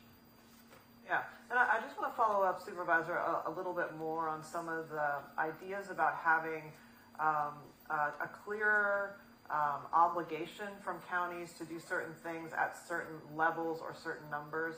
And I guess I'll just share that sometimes I read the local newspaper, and I'll be disappointed to see that there's a partnership with UCSD that falls apart between the county and our, a major hospital system that would have been aimed at creating some of these important beds. Or to see the conservatorship numbers that there were fears that too many people would be conserved, and actually what we see is a downward trend. Prop 1 is going to be providing substantial sums of additional money and a bit of a realignment about where that money has to be spent, because it does have to be spent on housing for people who do have behavioral health needs, and that wasn't an obligation before, but this is part of what realignment, the reality that counties are an arm of the state, but realignment is that the money goes straight to the counties, and there are 58 counties in the state who all figure out differently how to do it. But also counties don't have like a mayor. They don't have somebody who the public calls to say, hey, this person is clearly mentally ill, and can you deal with this? They do call the mayors. And so I'm curious about what you think in terms of the county that you're within, the institution and the culture, and what do you think about the suggestions that the mayors have just said about having more clear obligations that have more teeth and consequences? Yeah, not opposed to it, but it has to be, the conversation around a consistent and ongoing revenue stream has to be a part of the conversation. We have reserves right now at the County of San Diego, which are expensive and I think immoral. We are now about to hopefully change those reserve policies, but that's still one-time funding. What happens when that is no longer available, right? And so it is not, we're sort of not at the county twiddling our thumbs. We are working, it's the expansiveness of the responsibilities that we have, I think, are at issue here. The, over 900,000 people that are on Medi-Cal, and how we're trying to make provisions now for the folks that are going to lose their CalFresh benefits. We're thinking about all of these things, but I'm not opposed to clarity. This is what, it's kind of been a case by case, who does what responsibility, and I think that also has to do with the fact that the cities do make their own decisions around land use, but the services are at the county. Not all of them what we've discussed. We don't do, there's no mandated job training or anything like that, right? But we have partners, right? We have our workforce partnership, folks. We have a lot of partners that we could bring in that we do continue to bring in. But clarity, I think, is what we need here. My hope is that we can do that at a local level as well, because I don't know what that looks like at the state. And I think it may take a bit more time to get the type of legislation that has set clear goals within the, both houses and all those things. I think the people at the local level understand what the needs are. I think we just need to work at the local level to iron those out. That's just my opinion. Okay, thank you. There's a question here about H barracks, which is 700 plus beds, and I guess I'd like to focus the next question just generally on siting. One of the things, and it brought up a number of times in the previous panel, is just the dire lack of actual beds, places, interim housing, shelter for people who want the help, who are saying yes, they would like to go inside, but there is not something that's offered to them. And so that combination of city siting, county services, and just getting more beds up faster. And I'll just say that sometimes I do feel frustrated by what I see as money going out to be spent on things that I don't see as the top priority. They're valuable and they help people, and it's great to have a social service worker handing a flyer and a Costco snack and a water bottle to somebody and saying, hey, I'm building a relationship with you over time. But to me, if we spent more of our energies on actually providing the actual bed, and that we would be better off. We would just be getting to the goal. It would be more linear. It would be more focused. And so right now, it seems so distributed in a way that's really inefficient. So I just am wondering if you all could reflect on that and let me know any thoughts on how we can get more done faster. Well, just to pick up on your point about outreach, we literally just went through that analysis and made the decision in San Jose to go from funding the equivalent of just over 40 full-time outreach workers via nonprofit partners to bringing it mostly in-house and going to about a third of the number. And so we dramatically reduced the number, but believe we can improve the quality of the outreach, the quality of the data collection, and had to recognize that when we did the data analysis at over 40 outreach workers, relative to the amount of placements available, they were only actually able, at the ratios we had, to place about one person per month in housing, and it just wasn't a good allocation of resources. So I mentioned we now have 18 sites for interim housing and are adding more this year. To the earlier point about standing in front of an angry room, you can't let the perfect be the enemy of the good. You've got to find those public parcels of land. Typically, we've done subleases with our transit agency, with Caltrans. We've got city-owned parcels. We just opened, actually Dignity Moves helped us open our first site on privately owned land that we got a $1 a year, 10-year lease on, which is pretty cool. So now we're proving that you can do this on private land. Even so, and one other thought on this, we've got a dashboard that, it's not quite the app that the DA referenced, which I love. We want to copy that. But a interim housing utilization dashboard that is, so I worked in the tech sector for over a decade, so I geek out on dashboards and performance management. We now have these dashboards you can click down into that give you real-time data on all 18 sites, each bed, who they're appropriate for. So it's similar to this app, but we've used it to optimize our property management portfolio. We realize there are huge inefficiencies. It can sometimes take over 30 days to turn around a unit because it needs to be repaired. But are we scheduling the person to come repair the unit quickly enough? We found out at one site fewer beds were being used than we thought, and then we dug into it. A couple of rooms were being used for storage. Like, that's not why we paid to build these beds. So, you know, when you actually have good data visibility and you're actively monitoring and managing performance, you can improve throughput and turnaround times and utilization rates. We're now at 95% utilization on any given night across the entire portfolio. You're always going to have some turnover in the system. But I think we can use technology. I think we have to right-size the system to make sure that you're maximizing impact, which is why we did downsize outreach in favor of building out more actual places for people to go. I will just end on the point that even as a big city, and we're the largest city in Northern California, 1 million people, I'm not quite as big as San Diego, but 187 square miles, and even so, I always repeat, we cannot fix this alone. If we don't have state leadership that forces the other 15 cities in our county to contribute land, some operating dollars, and again, I'm not saying they have to build it all. Maybe we build it, but they pay us for it. I don't care what the mechanism is, but we're only half the people and half the land in our county.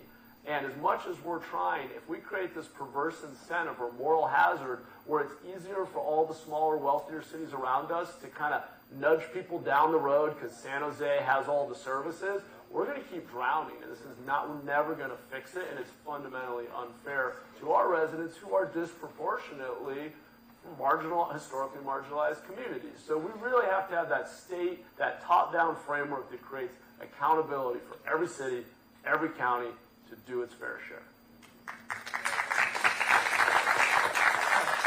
We have a lot of other questions, but I love all the comments. I would say, particularly the bringing other folks in, and I know in this audience there's probably a number of folks who look sort of dimly on the state passing housing policy, but I think you know I'm a pro-housing mayor. I'm doing everything I can to push the needle when it comes to housing production. We're basically triple what our production rates than we had historically. Less than 4,300 homes permitted per year throughout the entirety of my lifetime. 2 years ago, we're at nearly 10,000 new homes in the city of San Diego. So I'm doing what I can on a local level, but that sense of urgency is not shared across this state. And the only way I can see doing it is having the state involve itself. And so I encourage folks who may see certain bills come from the state legislature and sort of recoil, understand where I'm coming from on this, particularly when I support them. There was one bill recently that the whole world's very concerned about.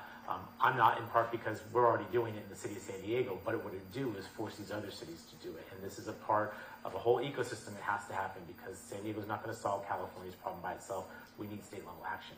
You asked about siting. It's difficult. It's extremely difficult. I mentioned at the very beginning. Mayor, the worst problem in the city is homelessness. Okay, but don't you put a shelter in my neighborhood. Okay, make that make sense. You can't, right? But what I need you all to know, and I appreciate you being here as people who clearly are interested in this issue, is that I've made a career as a city council member and as a mayor of citing homeless shelters. I've done it many, many times over. I've never had a situation where it was widely embraced on the front end or rejected or seen as a albatross in the neighborhood afterward. I'll give you a quick example. The Rose Canyon City Maintenance Yard right on I-5 and Balboa. City's owned it forever. It's bigger than we need. We had a little area where we thought it would be appropriate to put trailers that would be a safe parking lot for families. The community of Claremont, my home community, the neighborhood I grew up in, was not so thrilled when that was suggested to them. But with the leadership of Dr. Jennifer Campbell, who is the council member for that neighborhood, we worked together. Fast forward to now, this is 2 or 3 years ago. Fast forward now, some of the folks who were very opposed to it now are some of our best advocates. In fact, including like throwing birthday parties for the kids who live there now. It is proof that when you see it in reality, it is never as scary as you thought it was. And invariably, I think we can all agree that it is better to have folks in a sheltered environment than unsheltered on the sidewalk. That improves everyone's life, theirs and yours. So lastly, I will say the speed with which this can be done. Stephen Whitburn was a genius, and he went and found the safe sleeping site concept, one that I candidly was not for when he first pitched it to me. But eventually I kind of realized we have a crisis, beggars can't be choosers, let's get on with it, let's give it a go. Within about 30 days, we set up almost 700 tents in our O lot and 20th and B sites. Those are functioning today. And it was done in a very quick amount of time for a low dollar amount. I want to give you, when I became your mayor, we had about 1,000 beds in our city. Today, we have over 2,700 shelter beds, safe parking lots, and safe sleeping sites. And that's how you get a 14% reduction in homelessness. We can do more, but we need others to do more. And my last point, and I love your point about the money that you see being spent. You all as California voters, you may not remember this, but a number of years ago, you went to the ballot box and you voted for a millionaire's tax in California. Millionaires are taxed at a higher rate through their income taxes. It goes to the Mental Health Services Act, MHSA. When I was a state legislator, the state auditor performed an audit of the MHSA funds and found that counties across the state were hoarding these dollars. Counties like Orange County had hundreds of millions of dollars of this millionaire's tax just sitting, not being used. It's meant for the mentally ill. To your point about how we spend this is not Monica's fault. This county, generally speaking, has spent it for PSAs and billboards around mental health. Now, I'm a big advocate for mental health parity. I believe we don't talk about it enough, and that's in part why we have a homelessness crisis.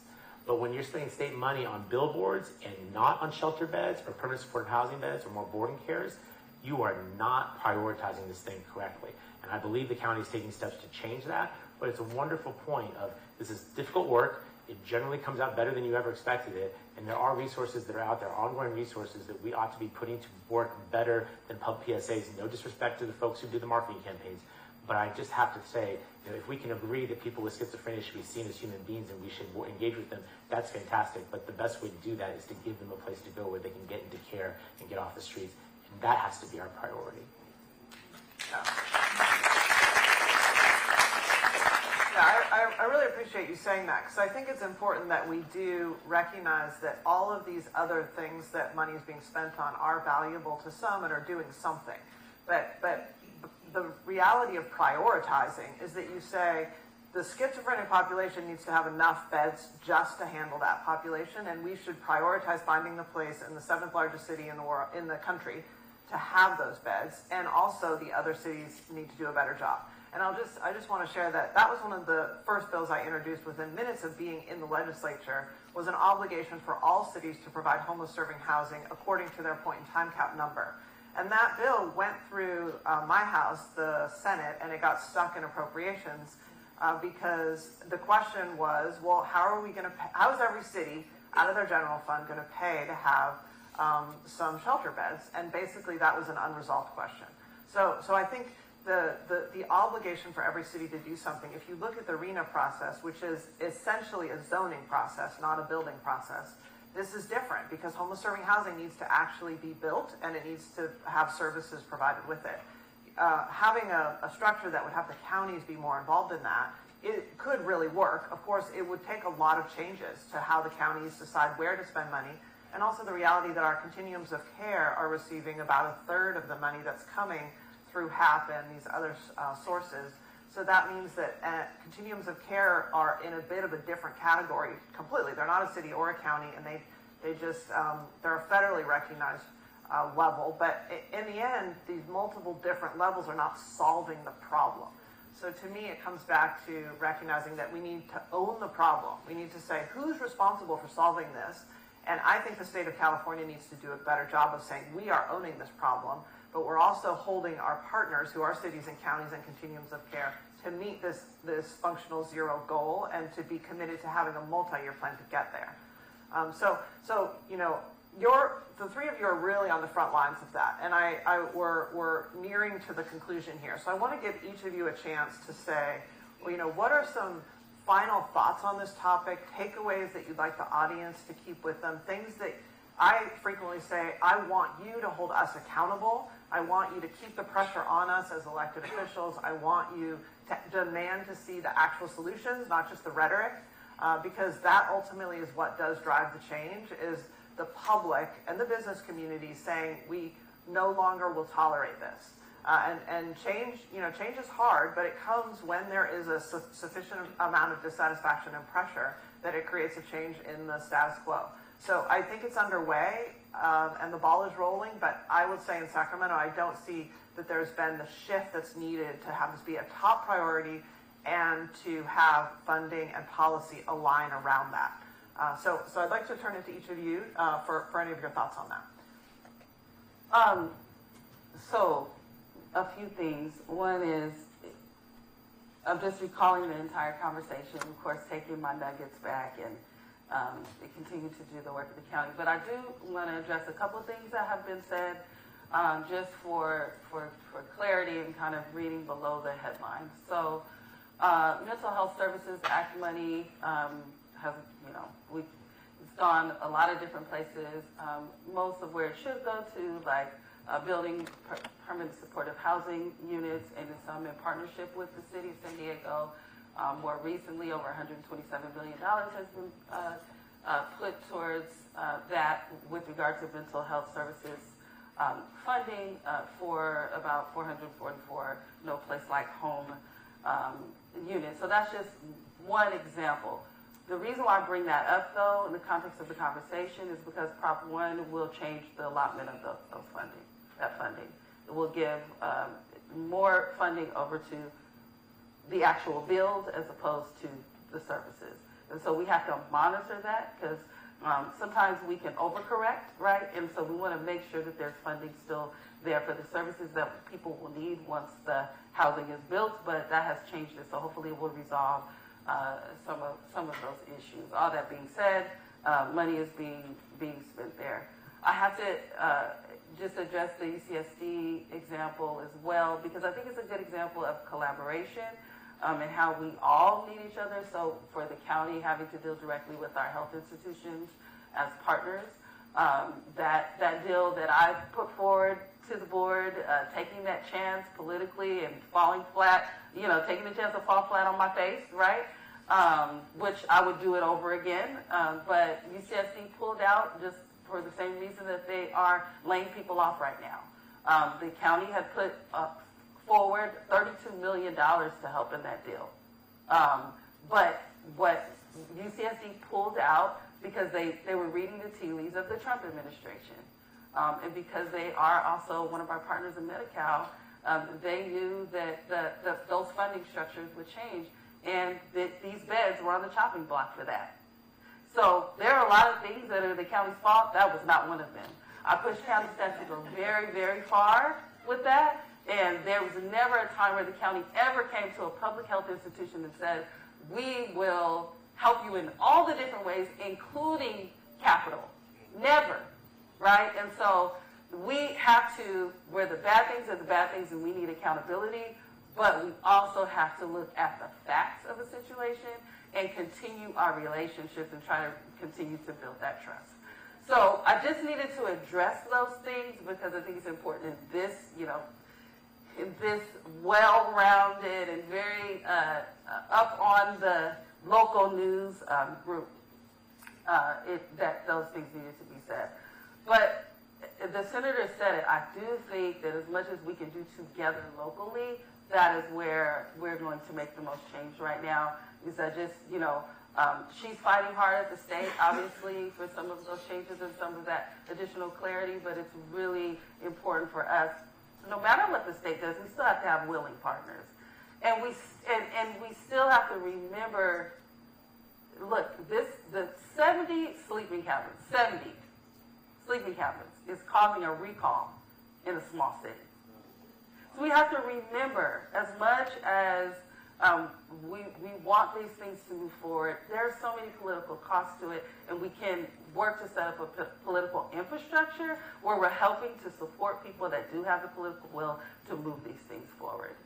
Because everyone is not, in some of these smaller cities, the margins are much thinner than they are in some of the larger cities. So I just appreciate being able to be here and speak piece on the part of the county, but also, the mayor and I have worked together for a lot of years. He knows me and I know him, right? I just want to start with truth, right? Let's start with truth and let's start with the facts, and then the accountability is that much stronger when we have to have those conversations. So I'm willing to continue to do that.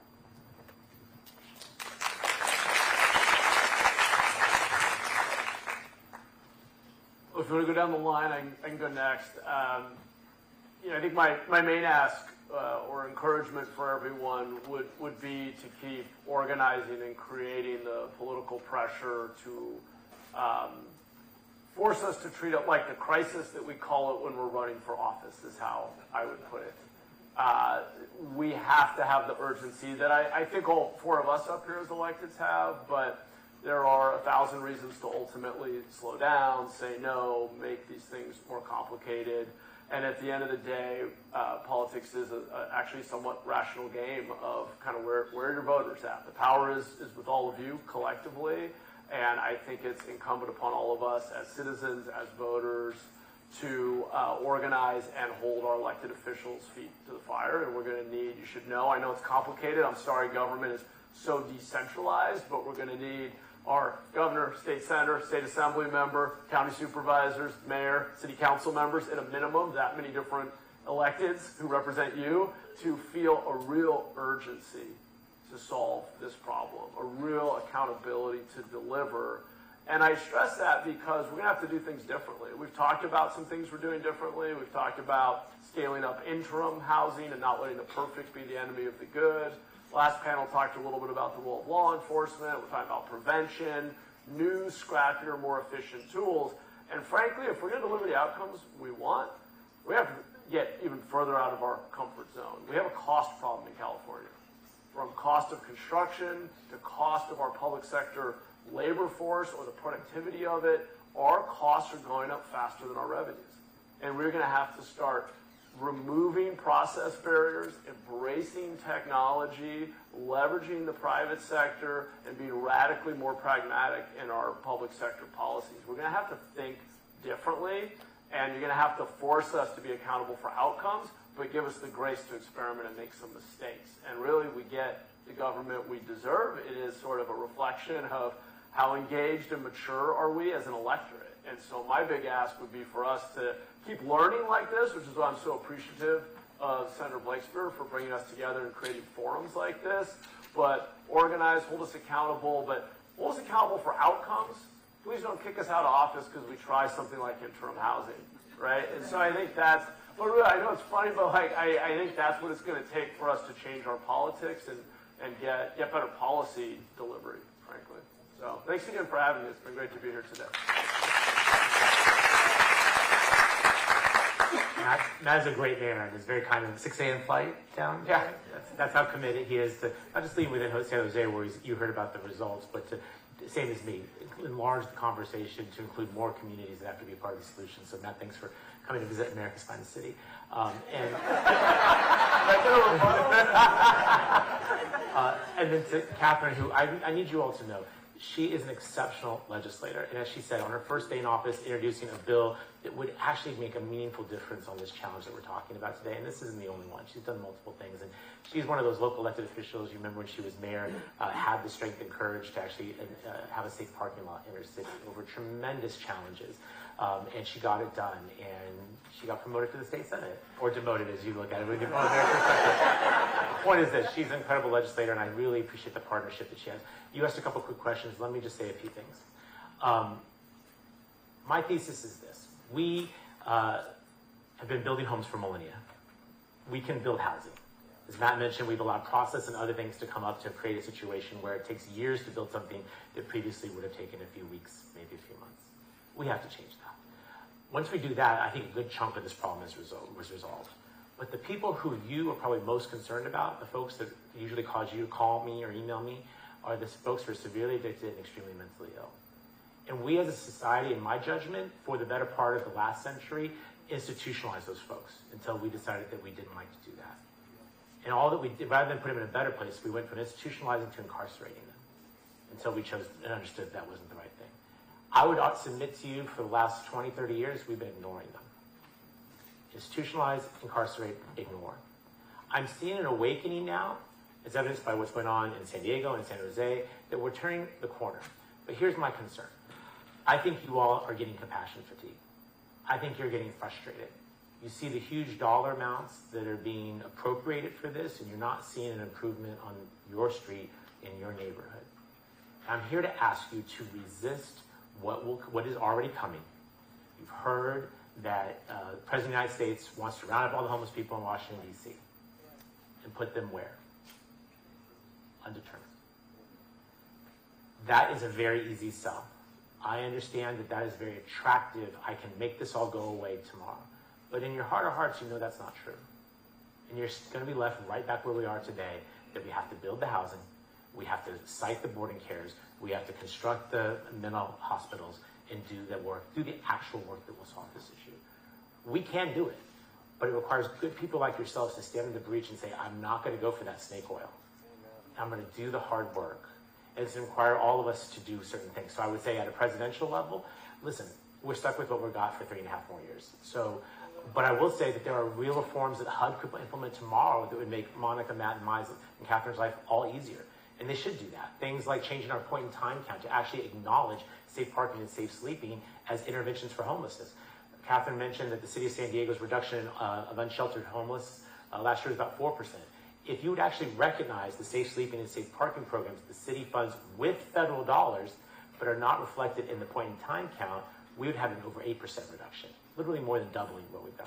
All that is a formula change. Their money that they don't acknowledge as being solving homelessness. And why I think that's really important is that when local jurisdictions have to fight to cite these things, you have to actually see the results, right? So if you have a mayor like Mayor Blakespear and gets a safe parking lot but gets 0 credit from HUD and reduces the number of homeless people, and you as taxpayers say, well, I paid for that, but you're not getting the progress. Do you see my point? All that requires is a rule change from HUD, but they won't do it. They should. Governor, we're going to pick a new governor next year. We should ask him or her will they make the HAP funding permanent? Matt and I cannot run a homeless system without money knowing from year to year, right? When I'm cutting deals on leases or staffing, how in the world can I get the price point that you think I should get if I can only take a 12-month lease rather than a 3-year lease, right? You know the cost differential on that. There is savings to be had from me making a commitment. This is $1 billion a year out of a state budget that is over $233 billion, thereabouts, right? This is the biggest issue in the state. How can we not make an ongoing commitment in the state of California to do this? At the city level, you should insist guys like me are building more housing, period, hard stop. Make sure a lot of it's affordable. Make sure it's in the places where jobs are. And that we stand up the systems that get people off the streets as quickly as possible. And for our county partners, they have to get in the game when it comes to the mentally ill and the severely addicted. I don't have the tools to address those people successfully. They will come into my shelter and then they'll go right back out again because they're not getting the root causes of their homelessness addressed. There is progress that is there. I have tremendous hope in Supervisor Montgomery Stepp, Tara Lawson-Remer, and Paloma Aguirre to change what has been a county that has famously been happy to say we don't do a lot for this population. I think there's some time will change. And my door is always open, and Monica's always been kind. Even when I've said the crummiest of things about the county, she still takes my call. Truly, truly, truly appreciate that. But changing some of the rules at the federal level, ongoing funding from the state, committing to cities to really build this housing, and having counties address that part of the population that's the minority of it, but the ones you complain the most about, that's how we can get dramatic change. Do not accept the snake oil that is being sold by politicians, particularly at the federal level, that you can make this just go away tomorrow. It will not happen. We have been ignoring them for the last 20 or 30 years. That is a continuation of the status quo. What we're advocating for here is real change, and this change will get the outcome that you want, which is taking the most vulnerable in our community and caring for them to the point that they are actually seen as human beings worthy of respect in our community. We can do this, San Diego. We should do this. And Catherine, what you're doing today, make that happen.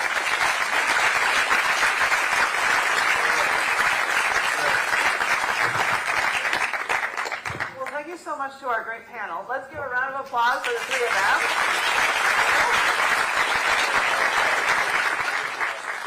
And I want to say thank you to all of you for joining me today, and I hope you enjoyed this as much as I did. I want to thank all of the participants who are on all of the panels and the moderators, because we are thoughtfully, honestly assessing where we are, pushing the ball forward, raising the profile of this issue.